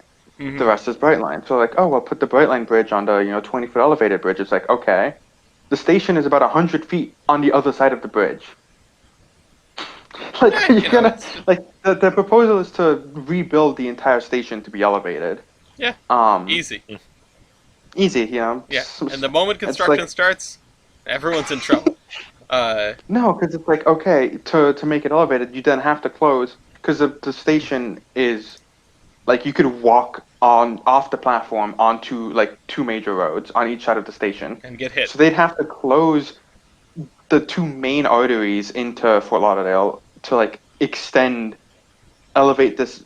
Because the other thing is 20 feet. That's probably fine for trucks and cars, to be honest. It's not 8 foot 11 or whatever it is, but it's still like would be something you'd have to consider in case someone wants to fit an ICBM truck under it or something. Because whatever it is with the National Highway Act. Um. You have to be able to land a B-52 underneath the bridge. Yeah. Um. So it's one of those things where they're looking at the study and going, huh, this would be cool. They want us to do it. Let's fund a study. Oh my God, the study came back. Let's fund another one. Yeah. Yeah. And I think even Brightline was like forced to pay, I think, the $875,000 to do like an own study from like their side. It's like, yeah, no, like a bridge would be pointless. Like it wouldn't really do for the boat traffic that's here. It would not make it like you'd have to have like a 40-foot tall bridge for that to be like to Yeah. actually make like a significant difference. Because again, all of the bridge is already high enough to where small boats, jet skiers and canoers can go straight underneath. It's the people with the sailboats and the mega yachts that are the one complaining. Yeah. The Um, 1% of boat owners. yeah, it's Yeah, but the 1% and of then boat owners all live in Florida. Yeah, yeah, that's true. and then they're like, oh, let's build a tunnel. It's like you understand that the water table is at like -3 feet, right? Like like you were 3 feet Yeah. above the water table. And well, yes, possible to build underwater nowadays. They wanted to make Elon Musk do it. They're going to Famous build tunnel Atlantis. investor. Bright line to Atlantis. It's going to be the only Yeah. part of Florida left. Famous connoisseur of failed projects, Elon Musk. Loves doing tunnels that famously stay intact and don't collapse. Oh yes. Trust. So I remember when it's like, oh my God, we're partnering with the Boeing company. So instead of making it was something like a 6 mile long tunnel if you like have a reasonable grade, to like get underneath the bottom of the river. It's like okay, instead of costing, it was like 23 million or maybe 230 million a mile. It only costs like 1 million or 100 million a mile. It's like I'm not that was shades of the FIU bridge, I sell it to the lowest bidder and hope nothing goes wrong. I miss Speaking I of which, miss when the FIU, Boring Company was cool. Like I remember, yeah, When they made Flamethrowers. flamethrowers from yeah, space, yeah. I miss before we all knew that Elon Musk was a total insane person.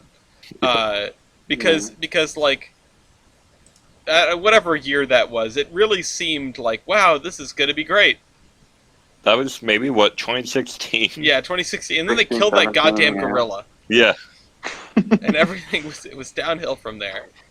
We went from flamethrowers to like Twitter stock decreasing by like 97%. No line go down. The line go down. No, and FAU's trying to make another bridge, which famously I will not be driving on that road ever again. Yeah, that's Aiden. We very much value your life here. Like, Yeah, no, try. I already have fucking anxiety driving under any bridges from that accident. I am definitely not pulling any bridges under FAU. I can tell you that for sure.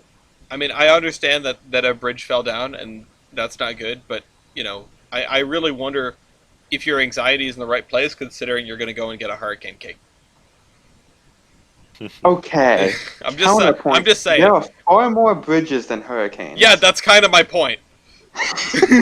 No, You know, so it's more likely you get no, I flattened by a don't. No. bridge. I think the bridges are much less deadly than hurricanes on the whole. Like you don't celebrate when no one is killed today on I-95. You know, like Tobin Bridge or whatever. It's 995, Ellis.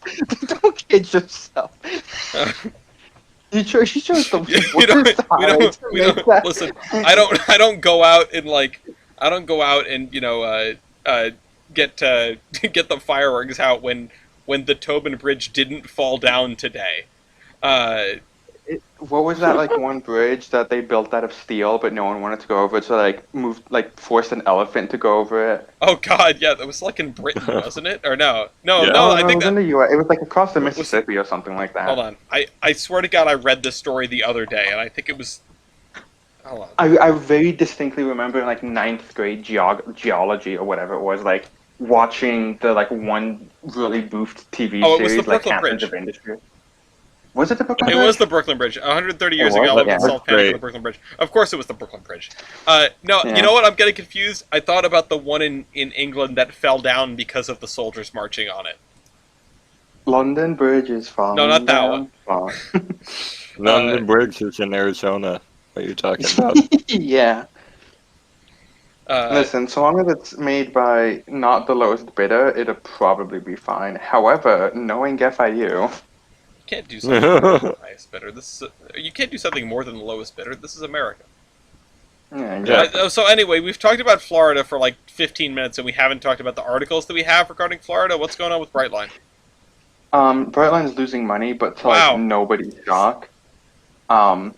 Because they're still making money from just like from the trains alone. It's like pure profit. But like there's other stuff they have to pay for, like insurance and diesel fuel and crushing unions that cost money. Yeah, I know they're really spending all their money there in the right place.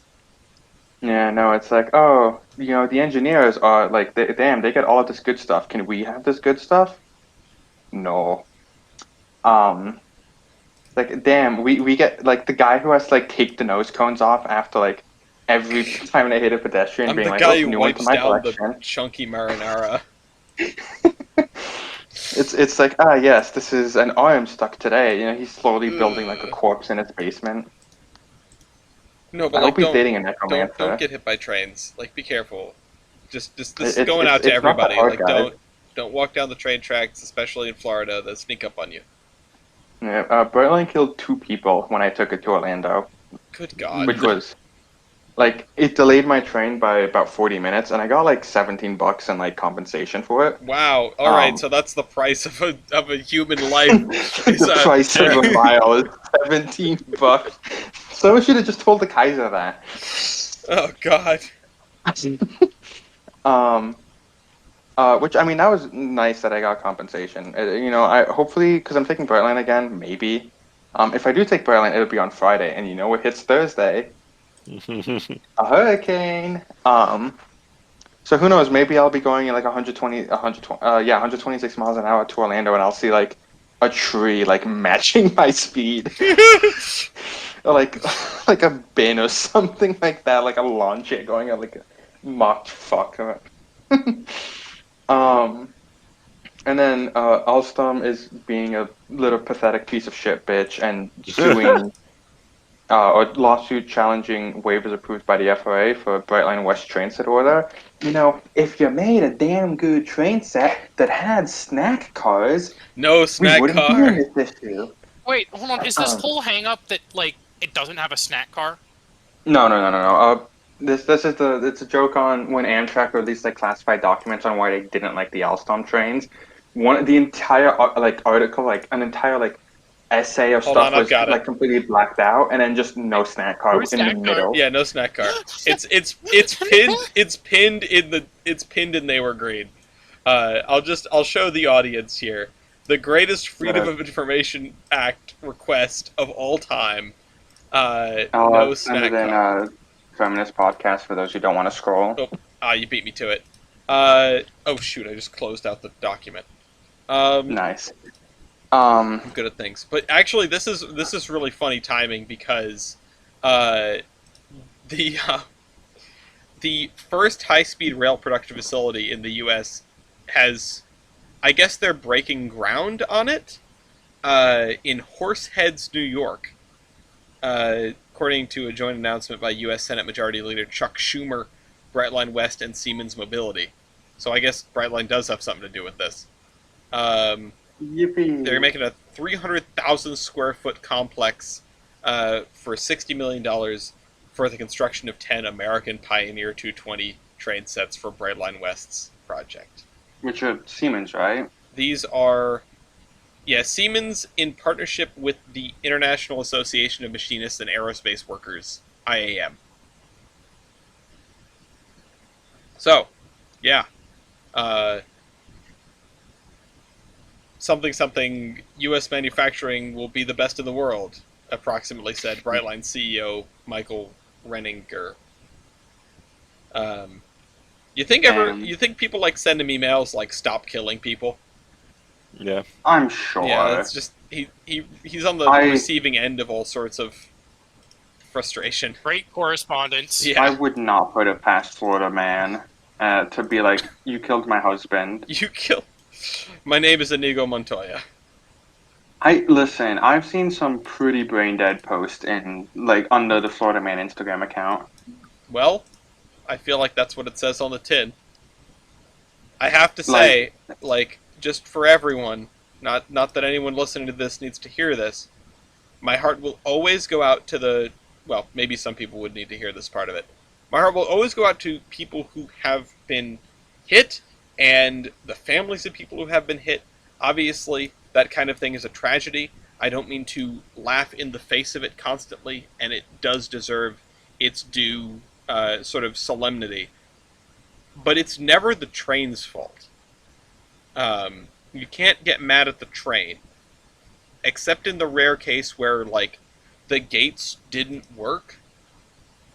You can't get mad at the train, or the people driving the train, or the people who own the train, or... Stay off the tracks. Tell your friends and family to stay off the tracks. Practice... it's not that hard. Yeah, practice safety around railroads and instruct those you know to practice safety around railroads. Don't become a footnote in the Brightline Wikipedia article. Or do, it'd be pretty funny. No, I feel like that should be if they sold bookmarks with don't become a footnote in the Brightline Wikipedia, I think that'd be significantly more effective. Then see tracks, think train. Maybe not. I mean, I don't know. With this talk about 614, put 614 back in her Chessie Safety Express livery and just ship her down to Florida for a few days. I'd be so here for that. I'm gonna be honest. I should hate, by all means, I should not like it. But the Chessie Safety Express, what a gorgeous train. Well, I mean, it was pretty much just the Chessie Steam Special, sans a few cars plus a few cars. Yeah. But just with a new engine. Yeah, but but that look. We have, I mean, it's not really on topic, but we have the only surviving Chessie Steam Special car at the museum. I know what we have. Which is I know what we're doing today. Yeah. Anyway, so that's Brightline. We do have more Florida, though. I didn't realize that we'd be ending today on double Florida. I also appreciate the fact that we're so much more put together than last time. Last episode, every single topic was, well, I wasn't really paying attention all that much. I don't really know what's going on. But... simply because I'm here. I mean... Is it Floridian time? It's Floridian time. So I'd like to pay our respects to the Capital Limited and the Silver Star. Maybe they'll come back someday, but they're basically gone now. In exchange, we have... Can I begin? Absolutely. Yes. Yeah. Wait, Aiden, did you want to say something? No, yeah, I was going. I mean, I was going to say to start a discussion post. They very explicitly say that the Floridian is a temporary train. Yes. So, But Amtrak Who knows also what? was supposed to be temporary, like the entire concept Yeah. of Amtrak. So Yeah. One thing I will say, so I've been following the Floridian case. I've been following the Floridian case for a while now, so here is what I can tell everyone. So, so the funny thing about Amtrak's new Floridian is that it is still, no, I mean, it is a very indirect route, but it is surprisingly about, when Amtrak's normal Floridian, like back when it ran like the route that it was supposed to run, even on its worst days, it did that route in 42 hours and 45 minutes. So, good news is still a little faster than that, but not by much. wait, seriously? The new route is faster than the old Floridian? I think you underestimate how bad of a route the old Floridian Yeah, you know what? had. That makes a whole lot of sense considering Yeah. what I know about the old Floridian. Yeah. What little Yeah, I no, know the old about the old Floridian. Yeah, Uh, the old Floridian, just yucky.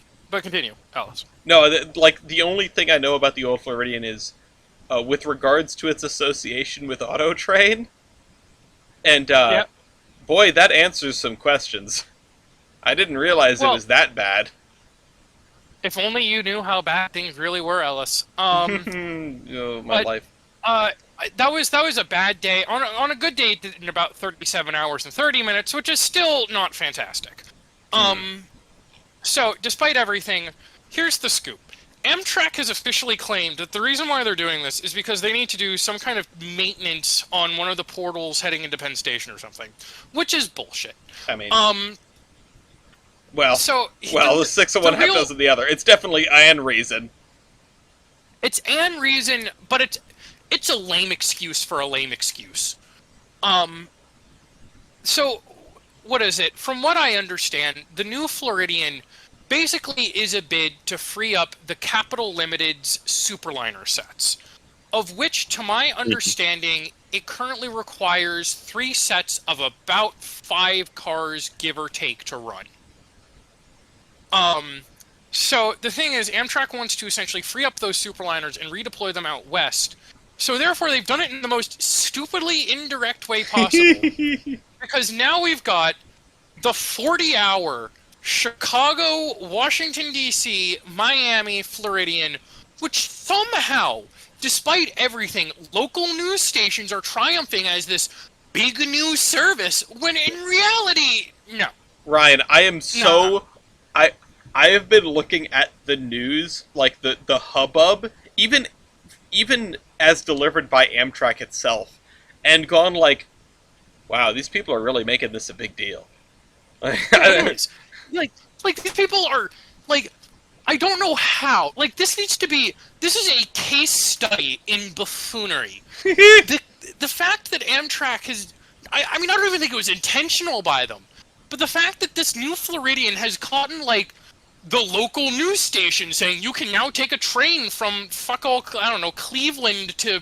Not Cleveland. You can take a train from middle of nowhere, Ohio to Florida now. Like, I'm like, guys, it's not that deep. You could just transfer DC before. Like, what's the big whoop? Well, actually, here's the rub on that. Because you couldn't. They wouldn't let you book it because it was an overnight layover. Because the time differential between the arrival and departure, I think, was less than an hour. You couldn't book a through ticket between the Capital Limited and the Silver Star. But Ellis, remember, there are two Silver services. I know, you could get it through the Silver Meteor, but how long was that layover?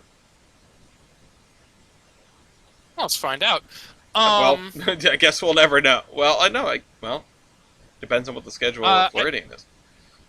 But Alice, that's an incredibly fair point. But still, I still feel like that a lot of local news medias are kind of oversensationalized. Oh, absolutely.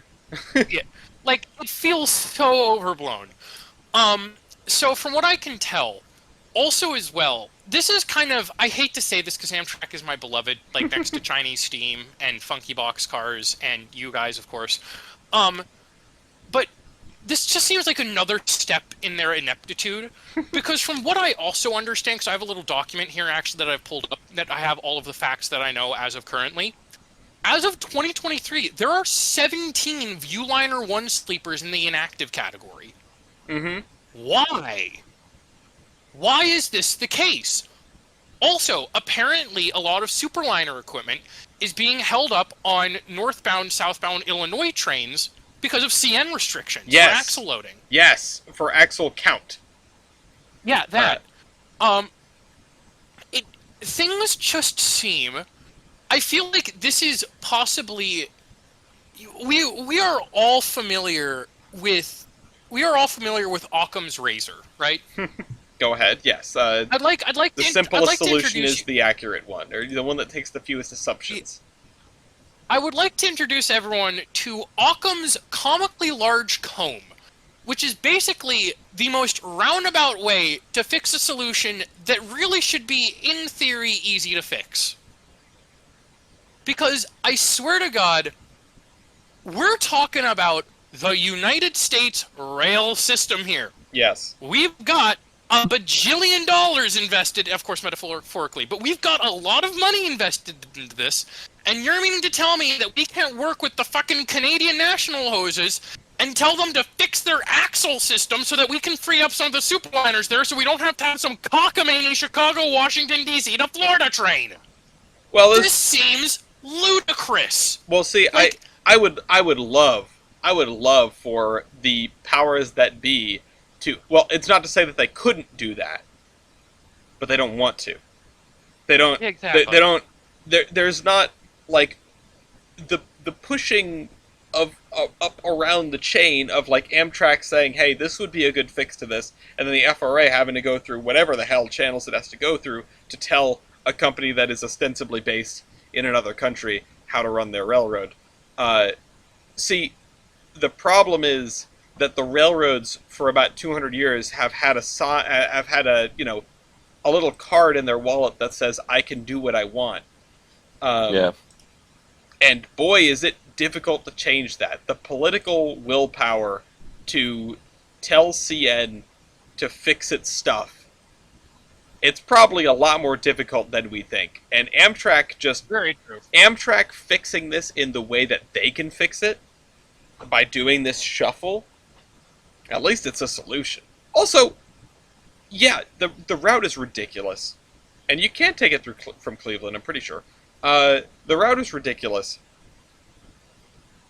But to give just the littlest bit of credit to the people hyping this up, never underestimate the power of a one-seat ride, the draw of a one-seat ride. That is true. As a transit dude, in some respects, and doing what I've been doing for work, to circle back to that, being able to say you can go from here to here without switching vehicles is powerful. Now, saying you can go from here to here via that place way over there, that's a little less powerful, but at least you don't have to get off the train. And if you have a roomette, you can stay in the roomette. Honestly, I wonder if this is the most bang for buck in terms of number of meals you get off of a single roomette ticket. So it's interesting you mentioned that, Ellis, because I, for shits and giggles, was actually doing a cost analysis to see just how much a roomette would be from Chicago to Florida on the new Floridian. Okay. This might be the most value-packed roomette ticket you could possibly get on Amtrak today. Well, that's very good considering it's going to be 6 hours late every day. Yeah, I think that's putting it nicely. Yeah, I know. It's So I mean, ultimately, by the way, one other thing that you might find very funny, Ellis, because you're a Penzi nerd, they have ripped the former numbers from the Broadway and slapped it onto the Floridian. So this just feels like the most zombie train ever. This is the most Amtrak train we'd ask for. And you know what? I do kind of appreciate that, because I think there should be more of these, and delays notwithstanding, I think that it's not a bad thing to have more of these super long, like, really long one-seat rides. The only things that get in the way of that are compounding delays and the toilets filling up. Well, There is also one more, two more things. One, As funny as I think it would be, I do not know a single soul who's going to pay for a single seat ride to ride the Crescent Sunset Limited from New York to Los Angeles. Oh, I'm sure there are actually tons of people who would do that. New York to LA in one seat ride, I have very little doubt that there would be a really solid contingent of people that would do that. You know what, Ellis? You are probably right, and you successfully called my bluff because I know next to nothing about U.S. travel patterns. So, you know what? I can't say I do either, but I've played a lot of Open TTD.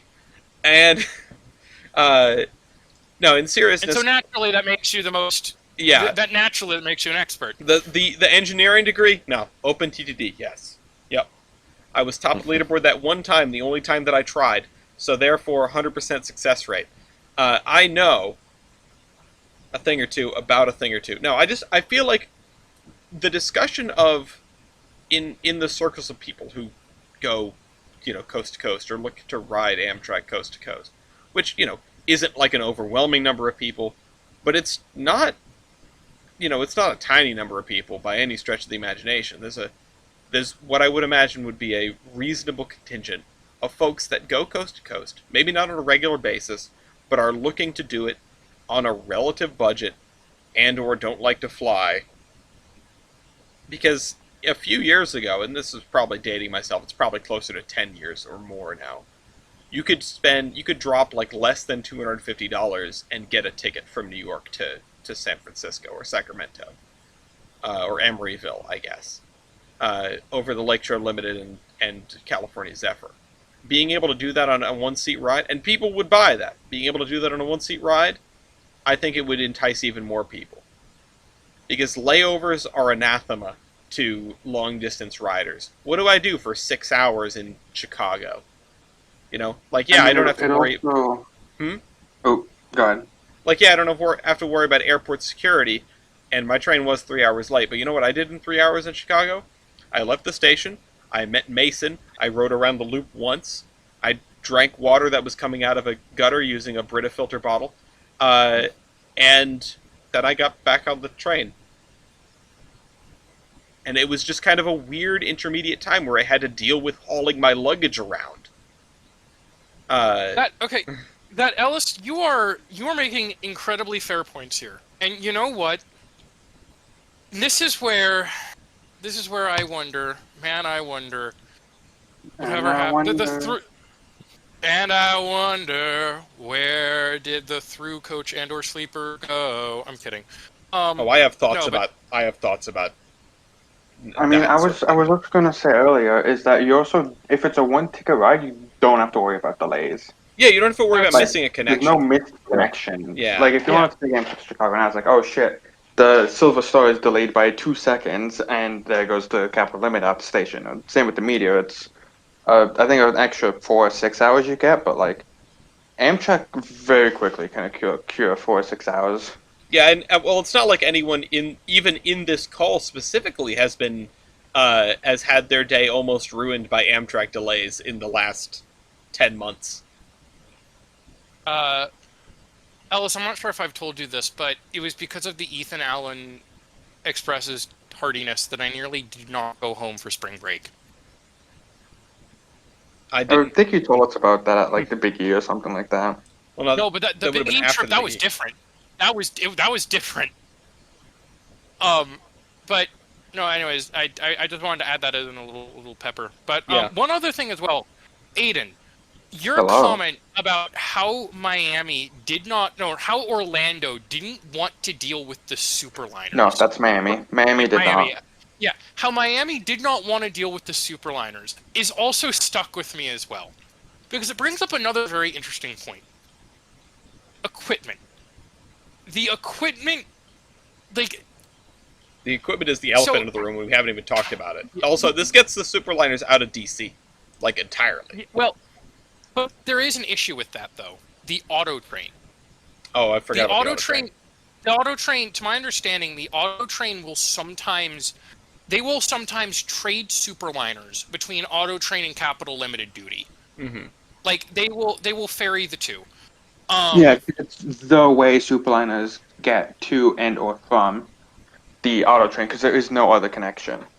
Granted, the Yeah. auto train does have the capabilities in Lorton and in Sanford, which are full maintenance facilities, to repair essentially anything that would happen to it short of like hitting a bus or something. Well, I mean, to be fair, if so, the thing is with Orlando, with Sanford, I'm just gonna call it Orlando, is they have the ability to repair superliners, but anything else that they can't repair goes to Miami.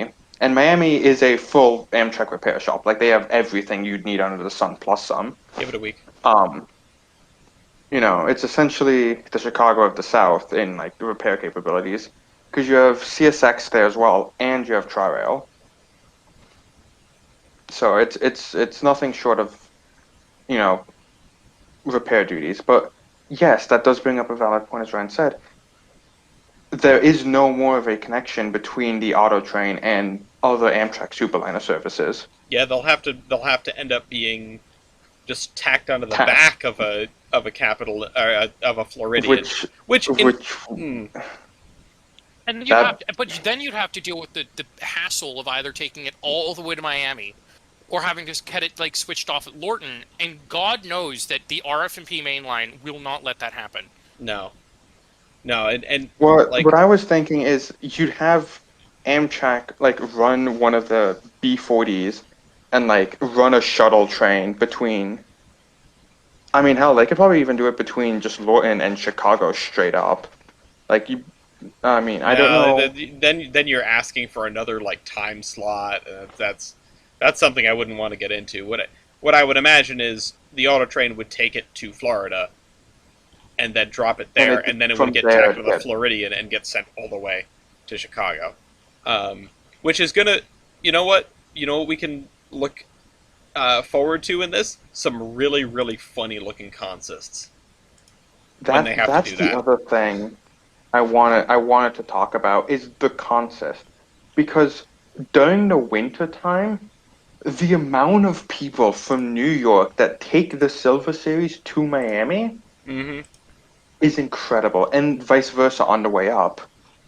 Well, yeah. So are they going to have to like double the length of the Silver Meteor during those peak times? Or are they just going to say like, oh, sorry, we have an extra coach, an extra few liner? I mean, we could see a lengthening of the Silver Meteor. We could also see people just shifting their traffic patterns. I know I talked about one-seat rides, but on the flip side, it's not hard to get from New York to DC, even on Amtrak. No, yeah. Well, yeah, I was going to also mention, Aiden, you make an incredibly good point, because I noticed this as well. This merge is happening right before the Florida train busy season. Mm-hmm. Like it's happening during the Florida train busy season. The snowbirds are already going. Yeah, I trust me. I hear them complaining about this fucking hurricane. Go back to where you came from, then, and by where you came from, I mean New York. Yeah, not a race thing. Yeah. Just making that clear. No. Making that clear. Not a race thing. Just an anti-New York thing. But it's a state thing. Yeah, it's a state thing. It's completely bonkers. Like, because this is again like they make an incredibly good point to mention that these silver services, they do a lot of their customer base comes from that last stint on the Northeast Corridor. Yep. Like it's also not a minor thing. Like the Silver Meteor gets 5 or 6 cars longer during like even when you have both trains get exponentially longer during the winter months. During the summer, you can see trains as short as 7 cars long and a single P42, which is really like the average is like 14. I've seen as long as 21 car long Silver Meteors because the demand is there. Well, I would expect a lot of long Silver Meteors, but I'd also expect people just doing you go down to DC and then you get on the Floridian from there. I would not be surprised. I would expect a shift in demand a little bit, but I don't know how Amtrak would price that, to be honest. Well, I'm sure the algorithm. The algorithm. I would mention this does seem like what I'm more like, again, if we're going to go by the strictly legit I use this in heavy Ryan, air quotes. Yes. Can I say something? Hold your thought really quickly. I don't want to interrupt. Ellis, back to where you're talking about shifting patterns. The snowbirds don't just come from New York. They also come from Chicago. If, let's say hypothetically, a train is full of snowbirds coming from Chicago to Florida, there's not going to be any room for the New Englander snowbirds to get on that train. Yeah, no, that's So- Yeah. very true. It's very true. I wonder how many.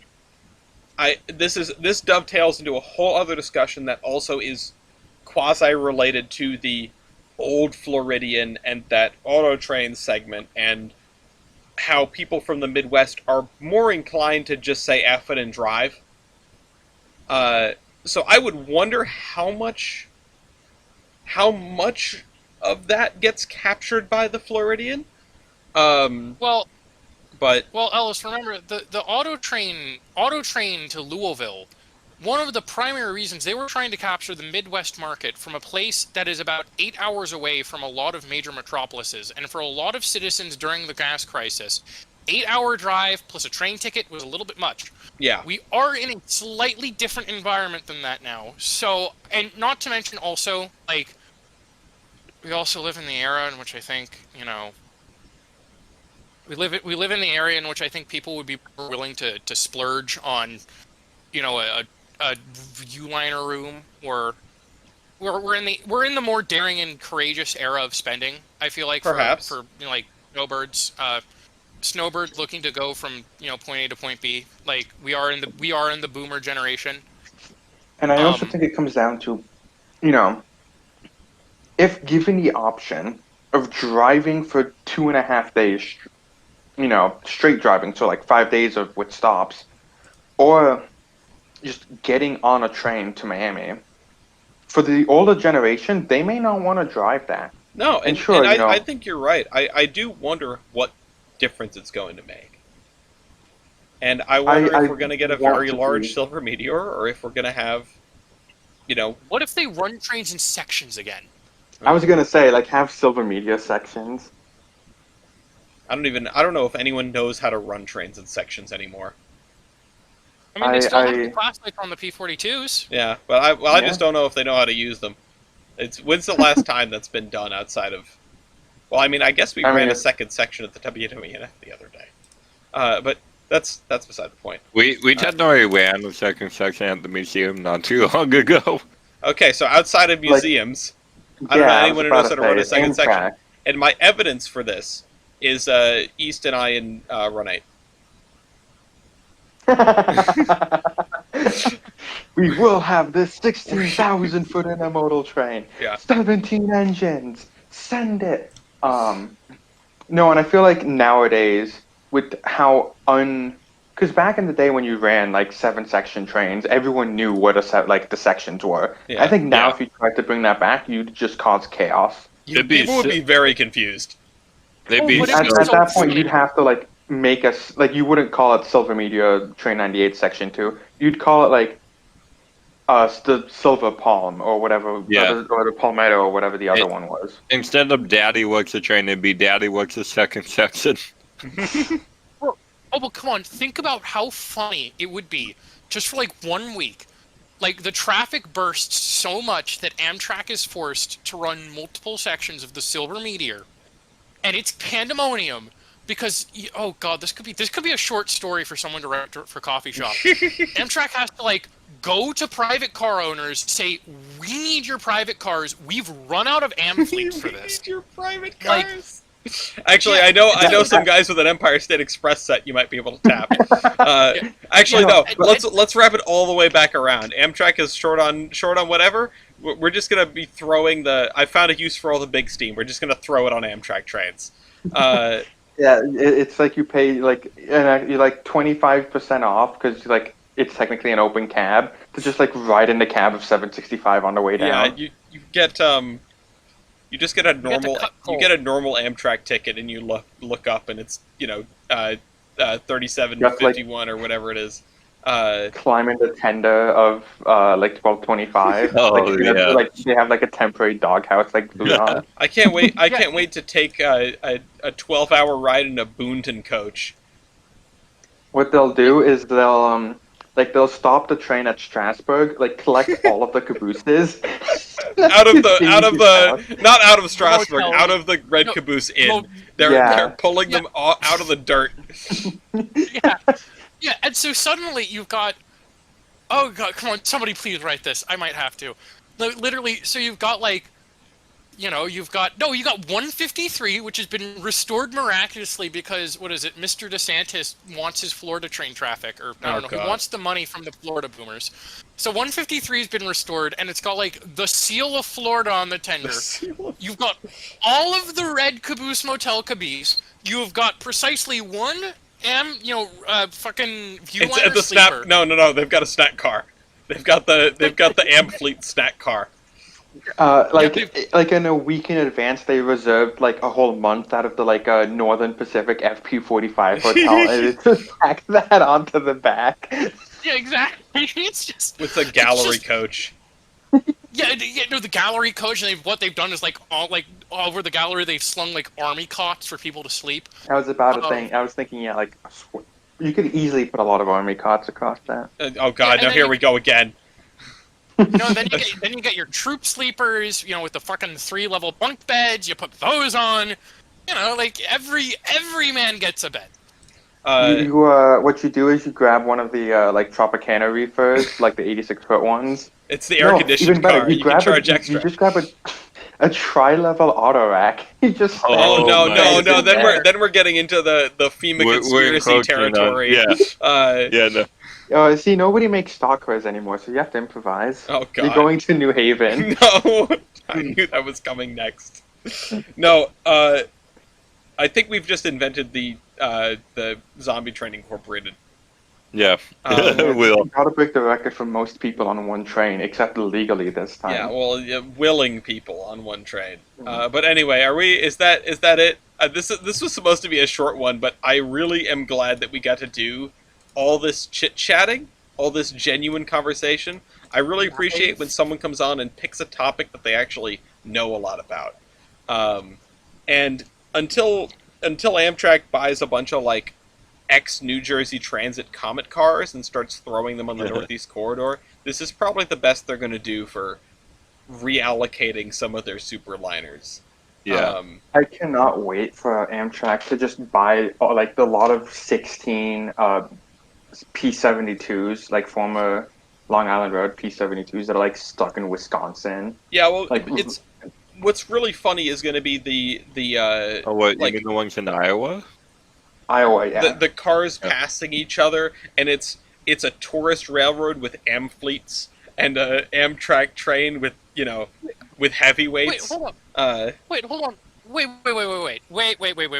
We are completely forgetting. You guys know about the Durango airlift. Now get ready for the Mexico airlift, where you go grab the 2 Amfleets. We're bringing them home. No, you grab even the better. HST sets. No! Even better. The HST sets. You stole my thunder, Ryan. I had the image copied as well. You bring the HST sets to the Northeast Corridor as emergency backups. No. The HST sets are going to be exclusively placed on the Florida trains so that it's fair. So that there's an equal chance of the train losing when it hits someone in Miami. I mean, I think it would hit a car, and the car would win. Yeah, exactly. Yeah. I mean, remember, the HSTs, even a slight gust of wind and they'll flow away. No, they'd never survive Florida then. The HSTs are currently in the ocean. If you saw the video I sent slightly earlier,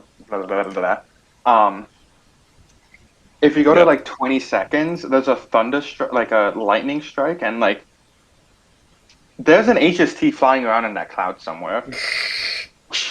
It's already gone through. Yeah, some poor Mexican dude's having the time of his life up there.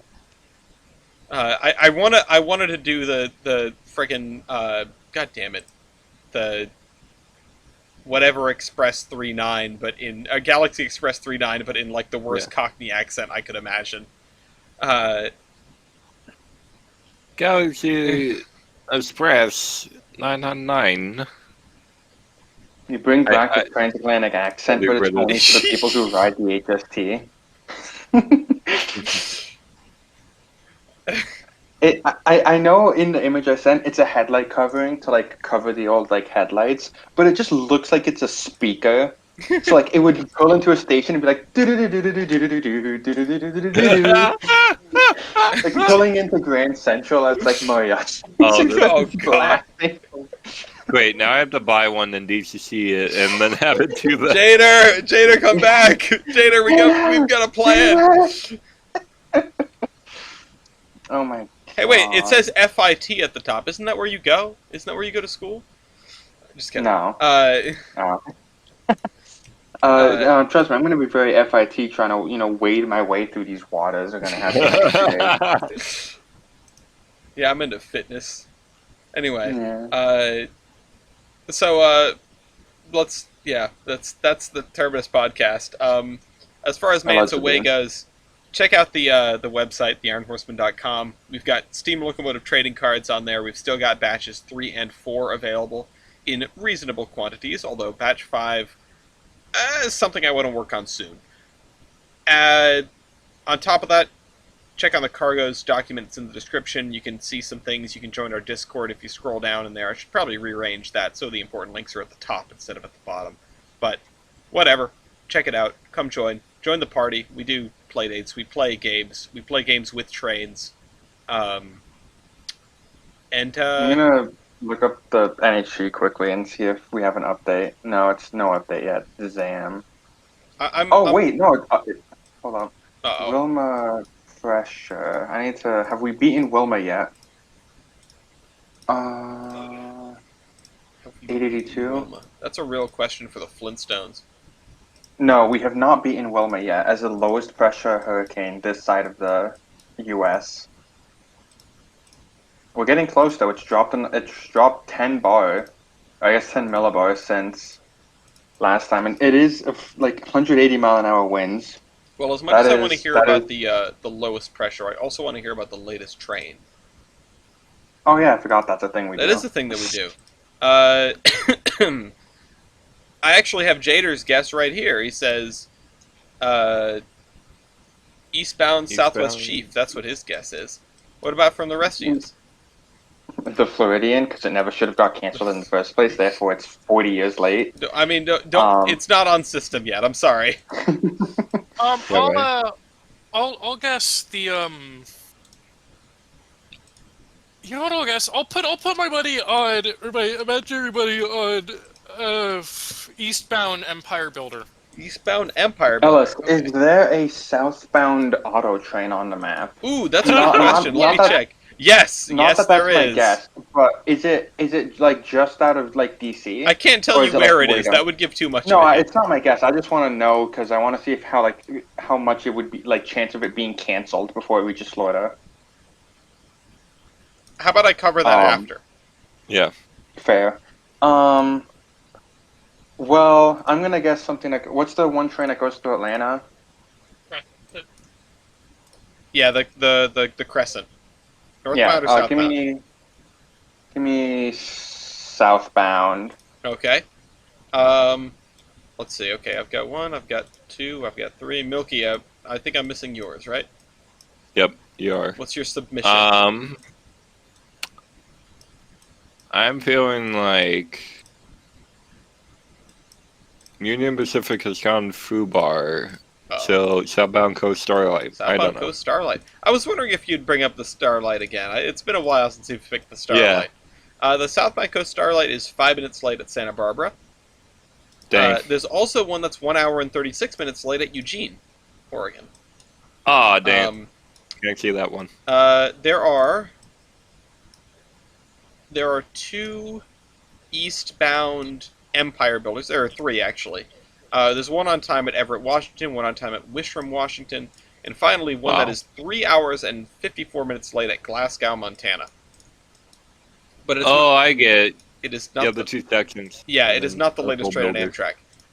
The Crescent to New Orleans is 3 hours and 18 minutes late at Hattiesburg, Mississippi. It is not the latest train on Amtrak. Damn. What did Jader check? Jader wanted the eastbound Southwest Chief. That is 43 minutes late at Gallup, New Mexico, or 42 minutes late at La Plata, Missouri. Am I missing anybody's? I think that was everybody's. The auto train southbound is 30 minutes early, or left Lorton 30 minutes early. It's approaching Fayetteville, North Carolina, so it's a ways into its trip. Second Fayetteville. What'd you say? I said Mr. President or Fayetteville. Yeah, there's a lot of them. This is a surprising number. Yeah, they are. There's a 2-hour and 40-minute late Northeast Regional. Not latest on Amtrak. There is a 1-hour late Heartland Flyer. That's not that weird. There is a 7-hour and 31-minute late Canadian, but that doesn't count. No. The latest train on Amtrak, the honor of latest train on Amtrak. Oh my God, how did this happen? 6 hours and 16 minutes late, City of New Orleans, northbound to Macomb or to Chicago, at Macomb, Mississippi. It left New Orleans 4.5 hours late. Ooh. They're gonna have to wire a longer version of the song for Yeah, that. yeah, I don't remember the song talking about how late they were. Yeah, Uh, quite the opposite, actually. You know, the thing that always struck me about the song, listening to it when I had grown and like understood the lyrics, was, damn, there's not a lot of people on this train. Yeah, the other day it played at the store, and I'm like, what? Somebody Okay. Last time I went to a bar, there was somebody doing karaoke of it. That was kind of wild. Anyway, Jader actually was the one who was going to go first with the termination, so I'll just drop that in here. Perfect podcast. Nobody got penalized. There were a couple of fumbled segues in there, but they weren't bad enough that it was a problem. Ryan, what do you have to say for yourself? Amtrak and the Magic Railroad, sparkle, sparkle, sparkle. Wish me luck on my test tomorrow. Good luck. Good vibes. Positive vibes. Good luck. Milky? Road to the future. Road to the future. East? Hold up, I'm getting the YouTube video. Oh no, what are you getting? One second.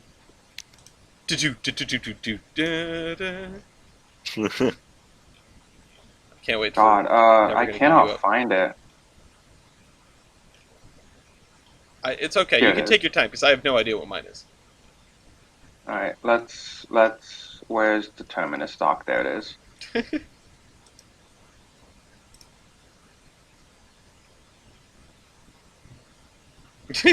Uh-oh. Hurricane party with a link. Insert link. Apply. All right, thank you. Oh, yes, perfect. Thank you. Awesome. Awesome. It's my, like, second favorite song of theirs. I don't know what the first one is, though. Hurricane Party featuring Blue Oyster Cult, Florida Man. And I have to say that, as a standards man, I find the potential 3001 restoration pretty darn cool. What's gonna happen first? 3001 getting restored, or 1361, or is it 1631? No, Whatever the 1361. report. Honestly, I think it's anyone's game. I think Fort Wayne has a lot more forward momentum than the 1361 restoration. As much as honestly, I could say as much as I want 1361 to be done first, but honestly, I couldn't care less. I want them both to be restored. Having a proper New York Central steam locomotive tooling around is honestly pretty great. The prospect of doing that is honestly pretty great. And The ultimate gamer move would be to restore 31 or 3001 and then like send it to Strasbourg. yeah, and then just park it in front of the Red Museum of Pennsylvania. Yeah. Yeah. Put like a giant foam middle finger in the knuckle. Yeah. Uh, And have Wadney Cantor's Yeah. CEO and Albert Megaphone. Uh, Pit Hill MFs. but either way, what I really want is I want them both to be restored, and I want them to go and sit somewhere together and prove that we can all truly live in harmony. But that does not mean Penn Central was a good idea. Thank you. I can't wait for some FOMO to like bomb 30. Jesus. 2001. Whoa. Like not like actually, but like Holy vandalize crap. it like in a comedic way. We're going, yeah, man, I can't wait for acts of domestic terrorism. Yeah, you guys don't want like come on, gotta up your game, guys. Listen, if you do steam engines a certain way, they bomb themselves. Yeah. Thank you, Gettysburg. The elephant's Oh foot. God, what happened in '92? Tampa. That's what happened. That checks out. Damn I, Buccaneers. I was thinking about guessing '92 because I'm like, what if it just got stuck in Tampa? It did, but not for that long. All right, anyway, we should end the show. Thank you all Yep. for watching. Thank you for sticking around, the three of yous. Like I said, wanted this to be a quick one on Jader's behalf, and then the moment Jader left, we were off the rails, and that's perfectly fine. I think this went just peachy. Going off the rails like a I'm a Terminus crazy podcast. train. Um, Wanna. Thank you to Stephen West for the Loco Base. Without you, we would not have the trading cards and Locomotive Versus. And thanks to everyone who's watching. Thank you to Virtual Railfan for not sending us a cease and desist, as mentioned at the top of the show. And we'll see you all next week. I know I always say that, but I mean in a fortnight, not that kind, no battle pass. In case of emergency, call Conrail. Goodbye. I just shit Bye-bye. on my ass. Bitch.